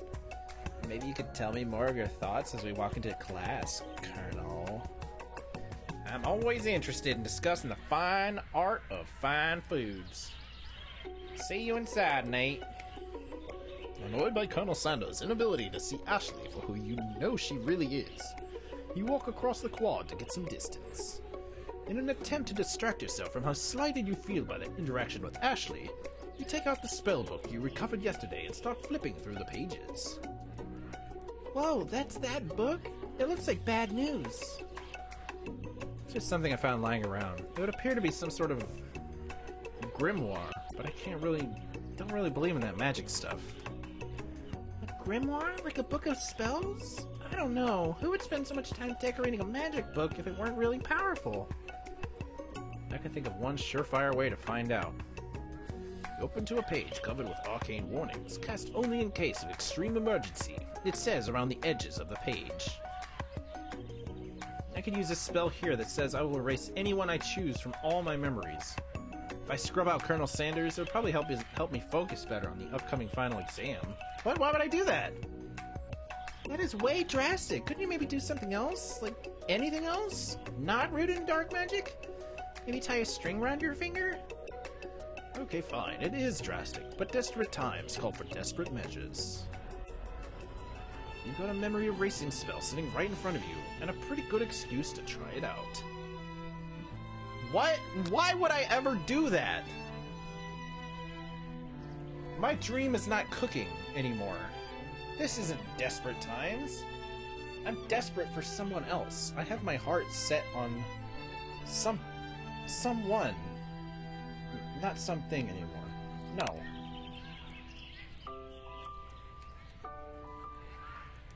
You take your friend's advice and put the book away. It's almost time for class. God, that was a bad idea waiting to happen. Who would ever choose that? Sprinkles is already in the room waiting for the students to arrive. He clears his voice to make a quick announcement. I want you all to know, I feel something of a dog moment coming on. I assure you it's nothing to be afraid of. His cute little nose scrunches up and he begins to breathe quickly. What? I'm not gonna give him my homework. Sprinkles stops in his tracks. He focuses in on the window. The room is deadly silent.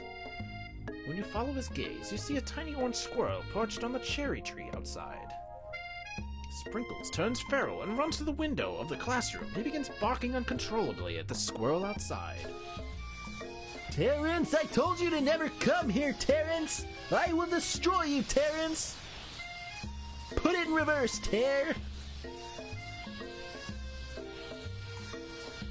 Sprinkles is barking ferociously, drool flying off of his face.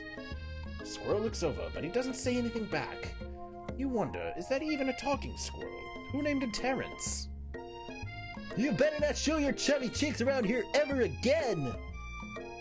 After Sprinkles is satisfied that his presence has been felt by not only Terrence, but any other squirrel in hearing distance, he returns to his professional tone. I apologize for the outburst. That actually brings up an important point. Thank you, Nate, for reminding me to dole out this indispensable bit of wisdom. You see... But before he can go any further, Miriam's love drama spills over into the class.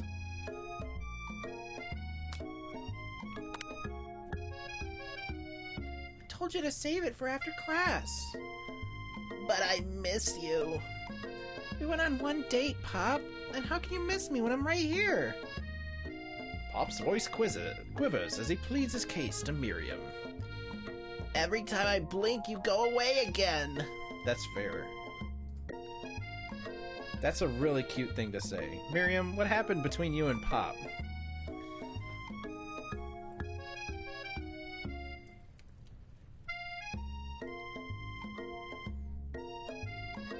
Aww.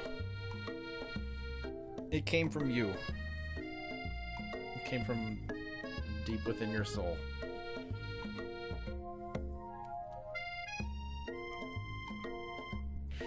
I love it. It needs to be a quote.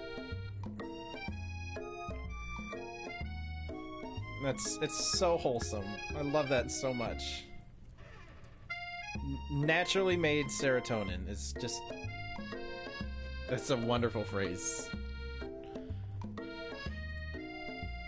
Now back to this weird reality trip that we call a video game. I got her in trouble, and now she's mad at me. I didn't just get in trouble. I got yelled at by Pop's mother, who blames me for getting him banned from every museum we set foot in. Oh, so that's what you meant by shush house. Pop, we went on one date. We're over. And it meant so much to me that I made this for you. Wow. Too hurt to go on arguing, Pop leaves his, creation behind and runs out of the room. It's gonna become alive, isn't it? Nothing like a loud public breakup to cast a pall over the final day of the school. Well, that was unfortunate. But we mustn't get distracted from what lies ahead. The final competition showdown challenge exam. I'm still working on the title, but I think you get it. Test time approaches. See you all in the arena. But before you can think about your upcoming competition, there's a very beautiful soul nearby in need of a pep talk. Hey Miriam, are you okay? Okay, I'm so mad I could smash a tiny mug, spilling several droplets of hot cocoa all over the floor. How could he embarrass me in class like that, in front of everyone? Tiny Coco is a delicious treasure, so you know that this breakup is no joke, even if the source of her frustration is such a silly boy. I know that you know this, but I'm gonna say it out loud. You don't need anyone. Me and you, we're gonna cruise through this final test and hit the carpool lane to Success City. Miriam brightens up, imagining the wind rushing through her short bangs, but she hesitates to embrace the feeling all the way. You're not gonna saddle up on Colonel Sanders' stallion and ride off into the sunset without me. Of course not. Well, maybe. Sorta. But I'm sure there's a pony out there with your name on it and a ranch big enough for both of us and whoever else we want to bring along.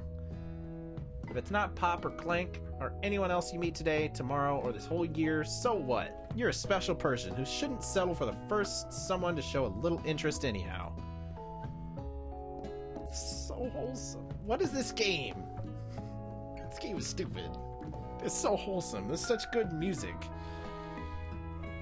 And we also battled a spork monster. The dog talks.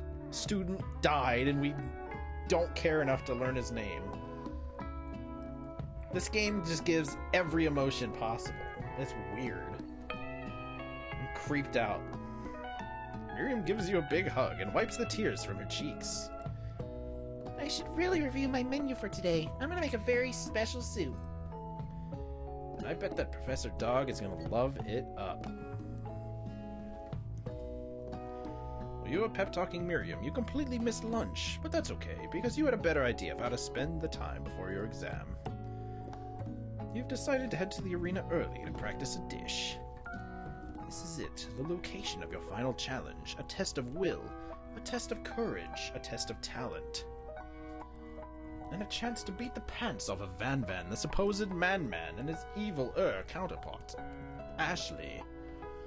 As planned, you begin to run through a quick test of a recipe you've been working on, Nate's famous chicken pot pie. After practicing for months, making this dish comes second nature to you, and you're able to quickly get a fresh pot pie in the oven. But as soon as you do, your cram session is... your cram session?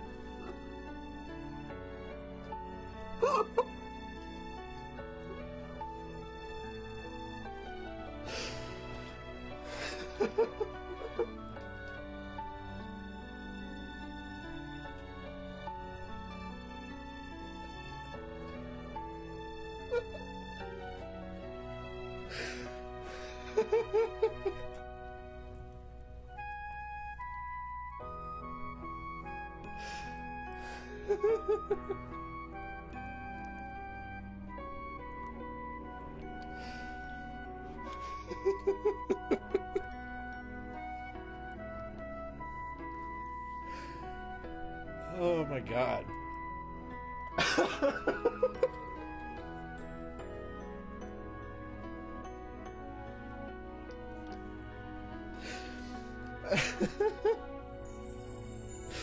I put one.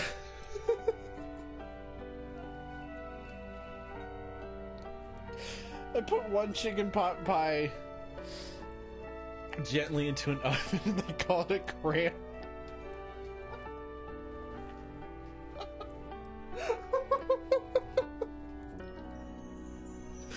I gotta go. Okay. No, I can't.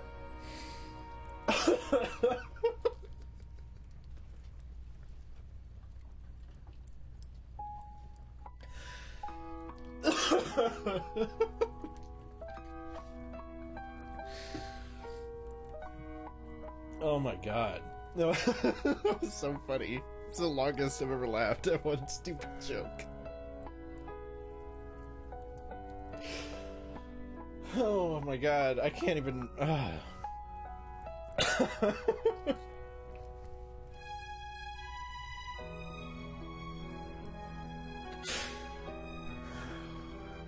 I'm okay. I'm okay. That was so funny though.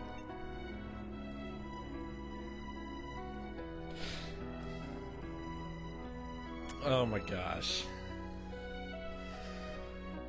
Okay, I just gotta forget about it because I want to finish this game before 11:30. I don't think there's an hour left, but I still gotta go. Nate, what are you doing here? There's still time before the final exam. Oh, just taking it all in. I'm big into visualizing success. I'm looking at my station and picturing victory. Pot pie has begun to bake, and the smell is slowly filling the space around you.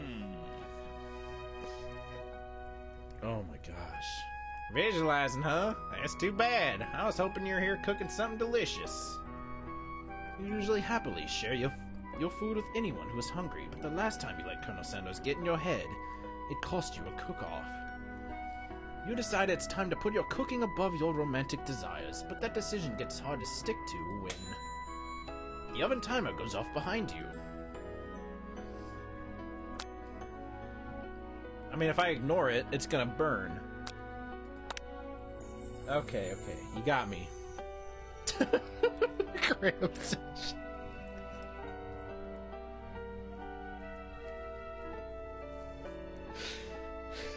Okay, I think I'm done. I'm done. I'm doing a little bit more than visualizing. I know. My nose can smell a pot pie from 400 yards. It's an oddly specific distance, but you'd expect nothing less from such an oddly specific man. You knew it was a pot pie just from the smell? Not just a pot pie, but a chicken pot pie with an all butter crust. My nose is telling me something else. Oh no, is it burning? Ha! No, I can smell that it was made with a heaping helping of TLC. It'll probably start burning any second if you don't pull it out. Moment of truth. Wow. That looks really good. I love KFC's chicken pot pies. My sister used to work for KFC, and she got mad that I ordered 3 of them because they don't usually keep more than like 5, and they take like I think an hour to cook. So I took half of them at once, and she was pissed. It was really funny. I wanted 2 for that day, and then 1 for later. It was a good decision. It's the best pot pie I've ever tasted, and I've always loved country cooking, and I could eat this all day. There's no time left. The final showdown is about to begin. Sprinkles lay down the ground rules. There are no rules, except to cook with everything you've got. You step up for the cook-off of a lifetime. You decide that mac and cheese plus the pot pie you've been practicing are just the dishes that'll put you over the edge to victory. Meanwhile, both Van Van and Ashley are preparing wildly elaborate dishes, per their usual over-the-top selves. Miriam has her giant magnifying glass and several sets of tweezers. She's definitely prepared to go big and going small. Colonel Sanders seems to be harnessing his 11 herbs and spices, but he's trying to find a way to improve on something perfect. His original recipe fried chicken, registered trademark. The intensity in the room starts at a full 10 out of 10 with a frenzy of action. Everyone is calling out really cool special cooking moves as they prepare their food. Wow, this is getting serious. Colonel Sanders batters his chicken as it levitates through the air. Egg wash! Miriam furiously injects ingredients into itty-bitty pot of broth. Best friend, Baster Blaster! Baster Blaster, whatever. Van Van flexes his pectorals as he chops open a sea urchin. Let's rock and roid. Kermit. Ashley scoops her pastries off the tray with lightning speed. Shallow personality spatula. Even Clank gets in on it. 5-dial pressure point chicken cooking technique. Wait, when did Clank learn to speak English? It's a singularity, as was foretold.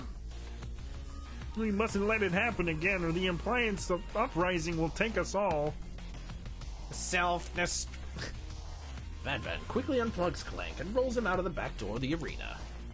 As you frantically prepare your dish, you notice Ashley has her spellbook out. Is she going to use some dark magic to turn the tide? You've got a book of your own, and you're desperate not to see her win another battle. Should you take this opportunity to fight magic with magic? Even if it's most certainly evil magic? We learned this lesson earlier, chat. We gotta do it the hard way. Who needs magic when you've got passion? I'm gonna do it the hard way. Colonel Sanders sees that you've chosen to win on your own terms, and he gives you a subtle wink from across the room. I believe in you, Nate. Do not wink at me, Colonel Sanders. This is important. Can't have you distracting me. Miriam notices too. And I've always believed in you, Nate, since we were little kids, because I'm your best friend forever. You turn to notice that Miriam's at your station, cheering for you. Miriam, what about your dish? If you're here cheering, who's cooking? Tiny food, short cook time. I've actually already done, so I thought I'd help you. That's gonna get cold for the judges, so... Sorry, Miriam. Oh, that's sweet, but... Miriam tosses a handful of spices directly into your boiling noodles. It's a secret ingredient. Oh, no! Uh-oh, that's not good at all. She doesn't know that you lied and the ingredient was made up. And where in the world did she get an item of newt from? Shit. I should have lied to her. Oh no, this is bad. The boiling pot explodes, sending Miriam flying backward. The watery noodles begin to swirl in the air, bubbling up into a dark cloud that thickens and congeals before your very eyes. It is I, Steve, the Spark Monster. Steve? Wait, what happened to Borko? You're not here to battle me, are you? We Spark Monsters are many. I think Borko had the day off, but you have conjured Steve, and I hate the battle. So I'd say you're doing pretty alright. Oh, hey, you're in the middle of a cooking competition. I love this stuff. It's better than on TV. Yeah, you crazy kids and your culinary skills really impress me. Mind if I hang out? I'm sorry, Steve, but I'm kind of in the middle of something. Do you mind? Steve the Spork Monster notices you've got the grimoire stashed beneath your cooking station. I see what you're up to. Crisscross some magical items and accidentally summon me, huh? Yeah, you guessed it. Sorta. If you're here, would you mind tossing some fresh noodles into a pot of salted water? I'd love to. I've always wanted to be a top chef, actually. You know, when I was just a little Spork pup. Back in the old country. You can feel Spork Monster winding up to tell a very long and involved story. You don't know exactly where they came from, but it seems like it was probably lonely there. Actually, you know what? Maybe you should watch from the stands. I really need to focus on this competition. I understand. It's kind of like that time in monster school when I had fallen asleep during scout tactics class, and when I woke up. You toss a serious stare at Steve, and he takes the hint. Never mind, I'll tell you later. Good luck. Having suffered this huge setback, you don't know how he could ever win.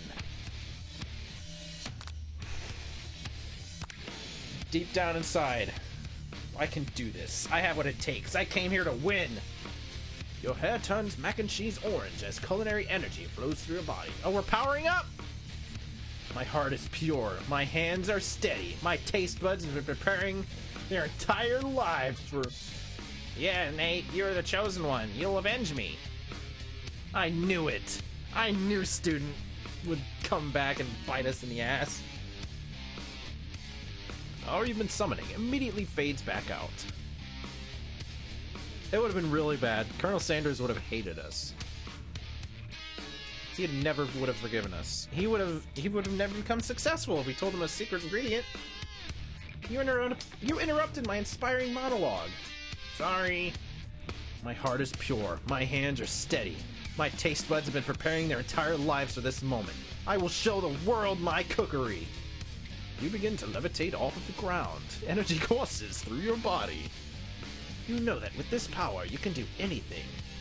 Except turn back time, which would be super useful. Because while you were powering up, your chicken pot pie overcooked in the oven and can't be served. Shit. But don't worry, dear Nate. You may have suffered some setbacks, but all is not lost. Impressed with your fortitude, Colonel Sanders decides that you have earned his support. I've been watching you today, and I must say I'm truly impressed. You've been thinking on your feet and rolling with the punches. He steps up to your station and stands right beside you. I'm here to help. All you've managed to make is mac and cheese, and time is almost up, so you're going to need it. But Colonel Sanders, what about the test? What will happen to you? What about the rules? Following the rules has never really been my thing. I follow my heart. What a guy. Colonel Sanders unfolds a delicate white towel to reveal the most delicious fried chicken tenders you've ever laid your eyes on. And besides, sometimes unexpected combinations have surprising effects that surpass their individual efforts. Are you suggesting? If we combine forces, we can form the perfect food union. Time's up, students! Time expired. It's the moment everyone has been waiting for. You must now prepare to present your dishes. A handful of students stand tall, but the class seems incomplete. Seems we're missing some students. Pop? Clank? From off screen. From off screen? You hear a pure and innocent giggle that can only come from one student. I'm flying. Sounds like it's coming from that broom closet over there. Miriam, would you mind? Inside of the closet, you see Pop hanging on a broom hook by the elastic of his underpants.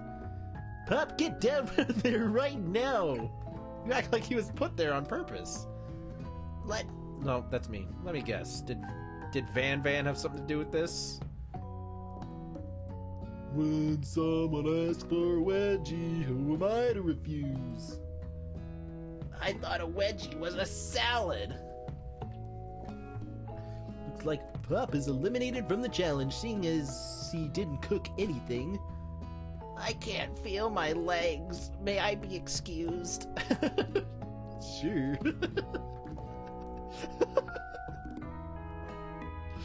Wow, I can't believe he failed him for that. You kids and your pranks, I must say, it's not the worst prank in UCSAL history. But it's not exactly yearbook material. Wait a second, pranks? Clank? Where did that pressure cooker roll off to? You wait to hear a signature word, beep, or other onomatopoeia, but there's none. Somehow he must have gotten unplugged, I guess. We'll have to figure that out later. That only leaves 4 remaining students. Please collect your final projects. Yes, it has been a long semester. Wow, 3 whole days long. But after days of hard work... To be fair, that's like 5 weeks in dog years. Dog weeks? Dog time? Something like that? Anyway. But after days of hard work, the time has come for me to eat. Miriam, please step forward. Now describe your dish. I've made tender udon noodles and savory soup. That is very impressive for how small it is. My word, it's so delicate. Is that a teeny tiny Naruto Maki I spy afloat in this itsy bitsy bowl? Yes, chef. Please call me Sprinkles. Chef is my father's name. Okay. Yes, Sprinkles, and some green tea from baby tea leaves that I picked myself. Sprinkles carefully sniffs around the dish before opening his mouth and letting just the tip of his pink dog tongue dip into the bowl. Sublime! Would anyone else like a taste? Oh, come on, I'm not one of those dogs who doesn't floss. I even have a really cute electric toothbrush for dogs. Fine, I'll enjoy it all by myself. In a flash, the entire meal has been devoured. Not that it took much. It was less than a thimble's worth of soup. A+, rarely do I taste a dish with as much love poured into it as yours. Miriam is overjoyed. She gives you a huge hug.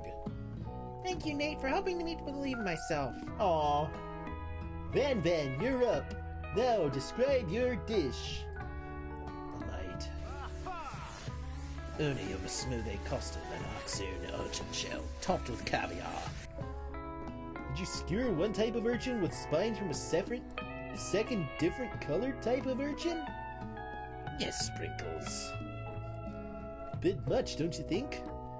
That's exactly why I did it. A bit much is kind of my brand. Doesn't it look cool?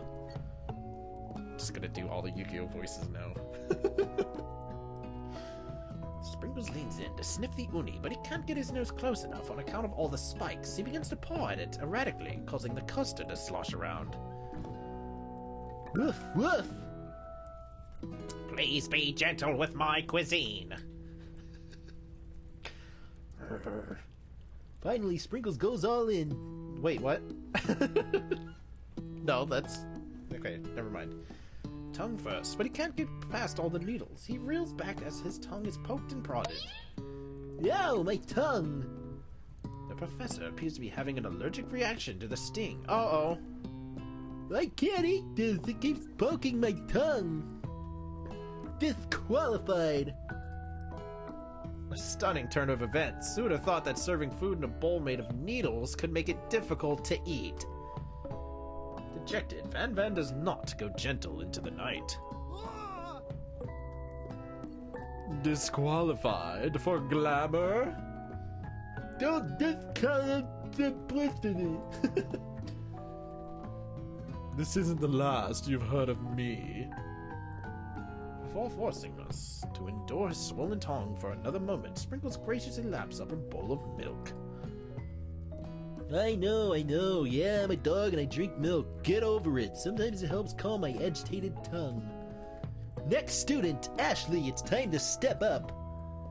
Now, describe your dish.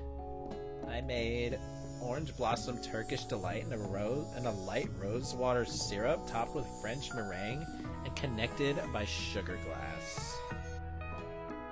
That actually doesn't sound too bad.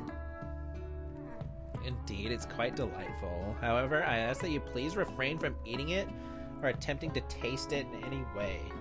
It's very fragile and meant to be a display piece. Excuse me? Don't eat the food at a cooking school? Got toast in your ears or something, Nate? I told you it's a display piece. Ashley, I must say it is beautiful. However, this is a cooking competition at a cooking school. Yeah, which is why I cooked it and did an extremely good job cooking it too. I didn't realize that we were having an eating exam. If I wanted to be judged on eating, I'd go to the College of Eating, School for the Hungry. What's the point? What's the point?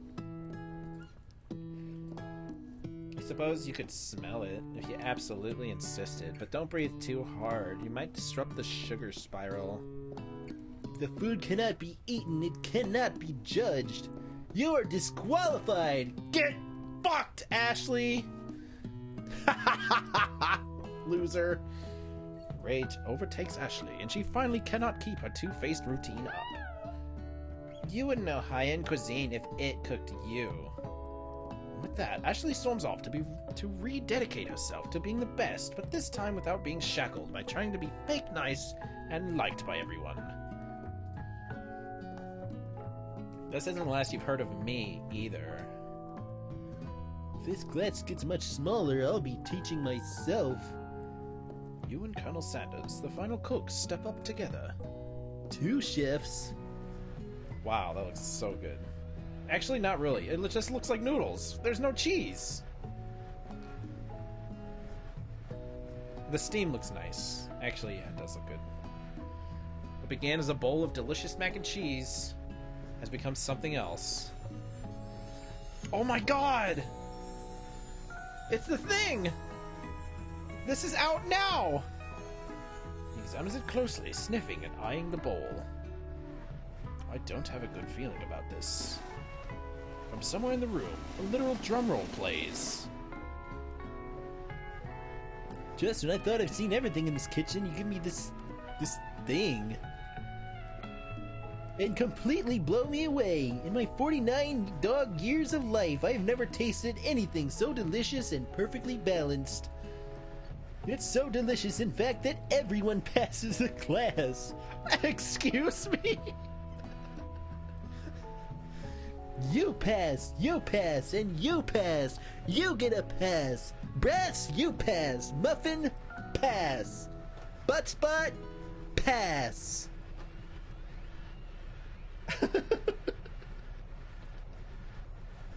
Good job, everybody.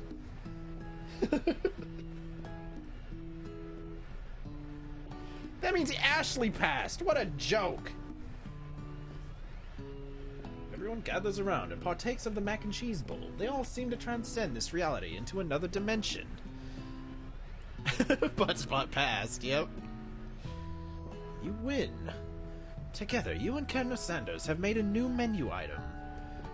The new menu item is so impressive that even Van and Ashley are drawn back by its magnetic fragrance. When they gaze upon your mac and cheese bowl, they admit that you are indeed an excellent chef. Sprinkles declares that you have passed. Everyone has passed. There were supposed to be more battles, but come on. How could they be better than this one? Now that the school year is complete and everyone has graduated, the students return for one last assignment, to get their groove on. The cafeteria has been completely redecorated in order to serve as a site of the school's graduation dance. Compared to the massive high-tech cooking arena, the humble decor seems downright cute and cozy. DJ Doug is in the house! Oh, oh, oh! Who knew that Sprinkles was a master chef, but also a world-renowned turntablist? Who says you can't teach an old dog new tricks? Yo, they're in casual clothes. They look so cool. Are they good now? Van and Ashley tell everyone they've committed themselves to righting the wrong they did while they were the villains. They changed! We get growth! We get wholesome villains! For a moment, you actually believe them. Wait, what? Not another haunting. No. Oh my god! No ghosts allowed at graduation. It's clearly written in the school's bylaws. Poor student. Wait, what? I was never actually a ghost. It was all a trick to get you to finally notice me. What the frick? I can't believe it! Oh, amusing. What the frick is that plot twist? He was alive this whole time. He was talking to me in my dreams. He had the secret all along. And he was alive? This is unprecedented. Who would have thunk? That is I really am so shocked by that plot twist. Now that everyone is together. It's the Spork Monster. He is totally mellowed out. Everyone, the Spork Monster is no more. From here on out, I prefer that everyone refer to me by my new name, Body Monster. That's what I'm saying. He must have been like. He also like left the cottage. He also left Colonel Sanders' place with the opening of a door and a slight breeze. How did that work? I'm shocked that he's alive. And nobody's even questioning it. Because nobody still nobody notices him. Student tries to finish what he had to say, but everyone is too wrapped up talking to Potty Monster. Dejected, student walks off. We still never learned his name. Maybe things didn't work out for Miriam romantically, but she found the love in her cooking, and you know she's gonna do great. She's so cute.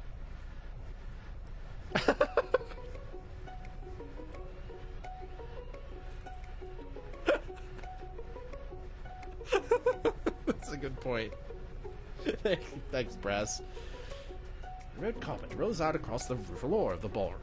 It's like a Hollywood movie premiere. Who would command such an entrance? It's Pop. He's arrived late to the dance, but apparently for good reason. Walking the carpet, you see it perched atop his dirty chef's hat. A crown? Welcome back, Pop. I know you weren't able to complete the final exam and accept your diploma, so we mailed it directly to your father. We figured it was the least we could do for the school's dean. What? Oh, now I get it. And we get a new wing on the school, not to mention the honor of educating the son of the Chancellor, such and such. Miriam, will you be my lady king? What an incredible turn of events. An offer to join the royal family. It's like a dream come true. You get to be a princess. Or maybe a queen? I'm not sure if he even knows. But either way, crowns and gowns, baby! I'm sorry, Pop, but I'm not interested. Not now, at least. I've got so much to do with my life. Twist on a twist. So many more 3-day Universities to attend. There are more. So many tiny foods to meticulously sculpt and then watch get accidentally blown away by a single sneeze. Okie doke. He's fine with it.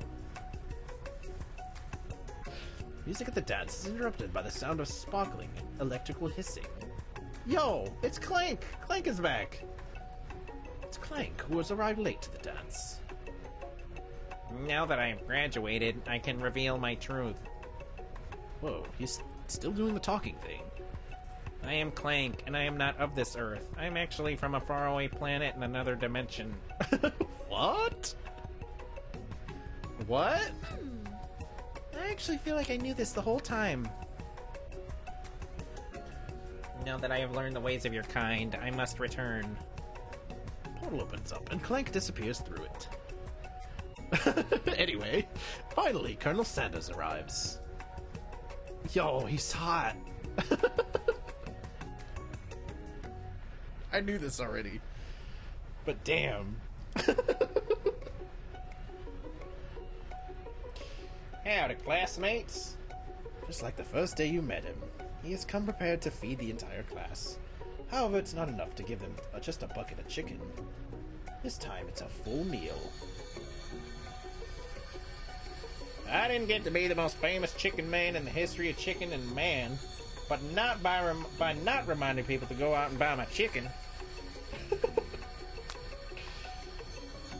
The end. What? Hidden. The end question mark. No, it's not the end.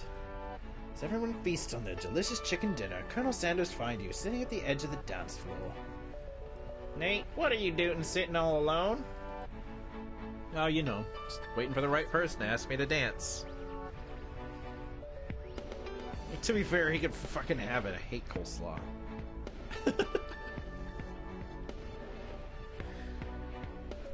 I had a bunch of like old cabbages and tomatoes and mayonnaise, and I'm just like, this is disgusting. And I just threw it in a bowl, and then I gave it to him.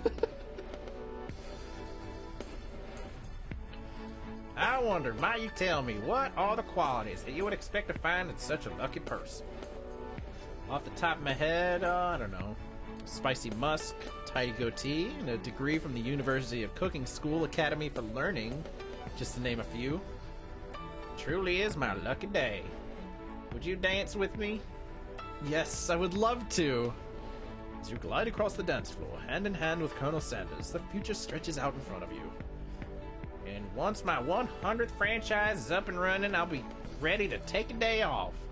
And I'll be so glad to spend it together with you, Nate. How sweet. We'll work together and play together. Colonel Sanders stops dead in his tracks. Work together? Well, I think this is something I'll just need to do by myself. But who will help you run your restaurants? I don't believe I really need help. Besides, based on your time at the school here, you really think running restaurants is the best path forward? Could it be you found a love connection but failed to earn a Colonel Sanders' respect as a chef? Can you live with only half of him? Will you be able to endure sharing him with his other love? The life of an entrepreneur? I suppose I could enroll at pastry school. Oh, my dear Nate, I'm sure that you'll find your place eventually. Along the way, you'll have me by your side. That's a half-bad ending.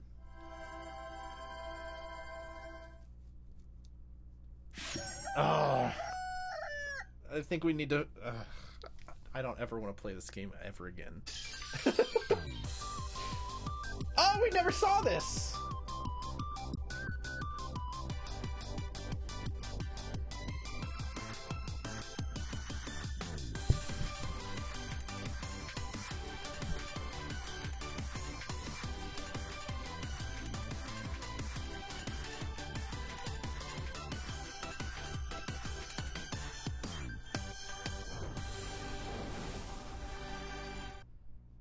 That animation was goddamn incredible. Unbelievable.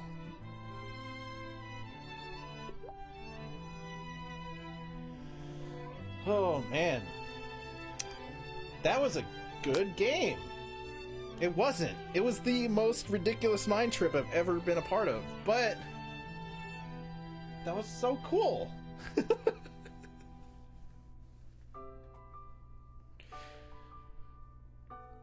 Alright, we got the half-bad ending, I guess. That's something. Did I expect to get the good ending first try? Of course not. Did I expect multiple endings? Also no.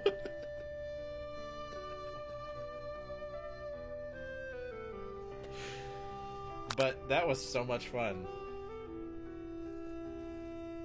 Alright, I'm glad you guys... I'm so glad you were here to experience this too. Experience it live, because I wouldn't have as many quotes... I really hope you guys found the joy that I did, especially with the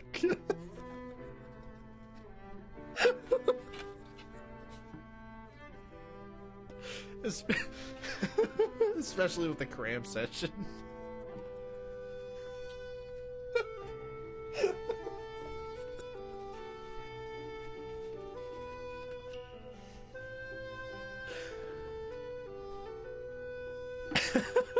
Brass, you said you were dying earlier on about some other stuff. Because of the deep voice that I gave Colonel Sanders initially.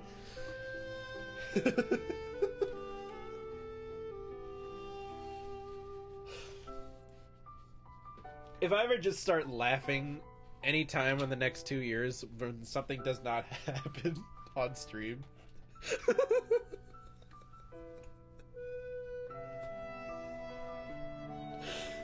You just know, it'll be me just reliving that moment where I just read the words cram session.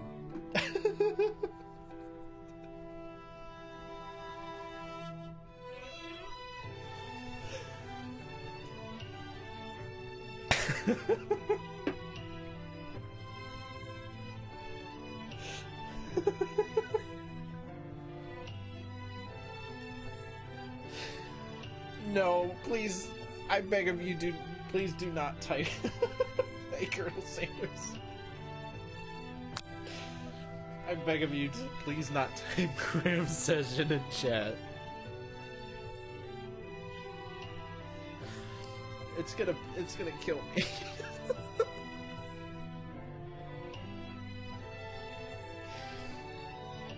Maybe in like 2 months when it's just not as funny as it is in this very moment.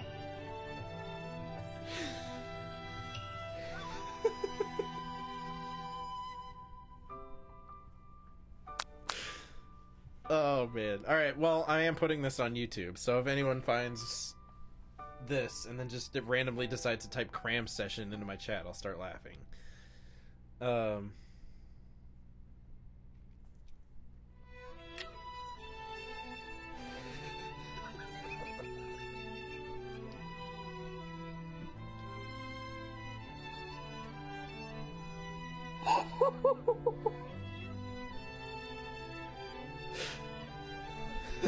I'm reliving it. I'm sorry.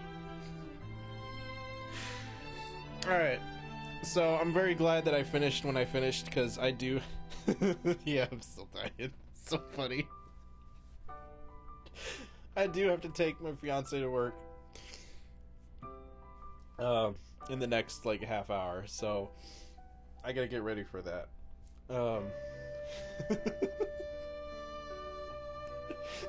Please, no, stop. No, delete. Don't do that.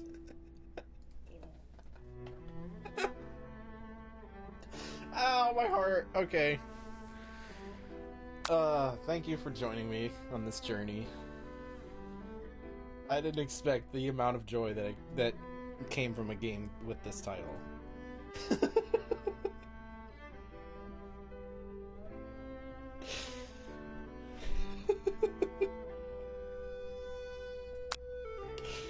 I'm gonna watch those clips over because my mind just went to like it soared as soon as I read that line.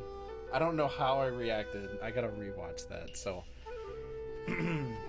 I'll probably do that on stream later so that I can just relive and reshare the joy that it brought me. Alright. Yeah, I gotta go. Thanks for joining me on this dating simulator adventure. Oh, so you put most of them? That's good. But yeah, I'll see you too. I'll see you, I don't know when, but maybe sometime soon for Stardew. Yeah. We'll see. I might be done with Danganronpa 2 for now. Anyway.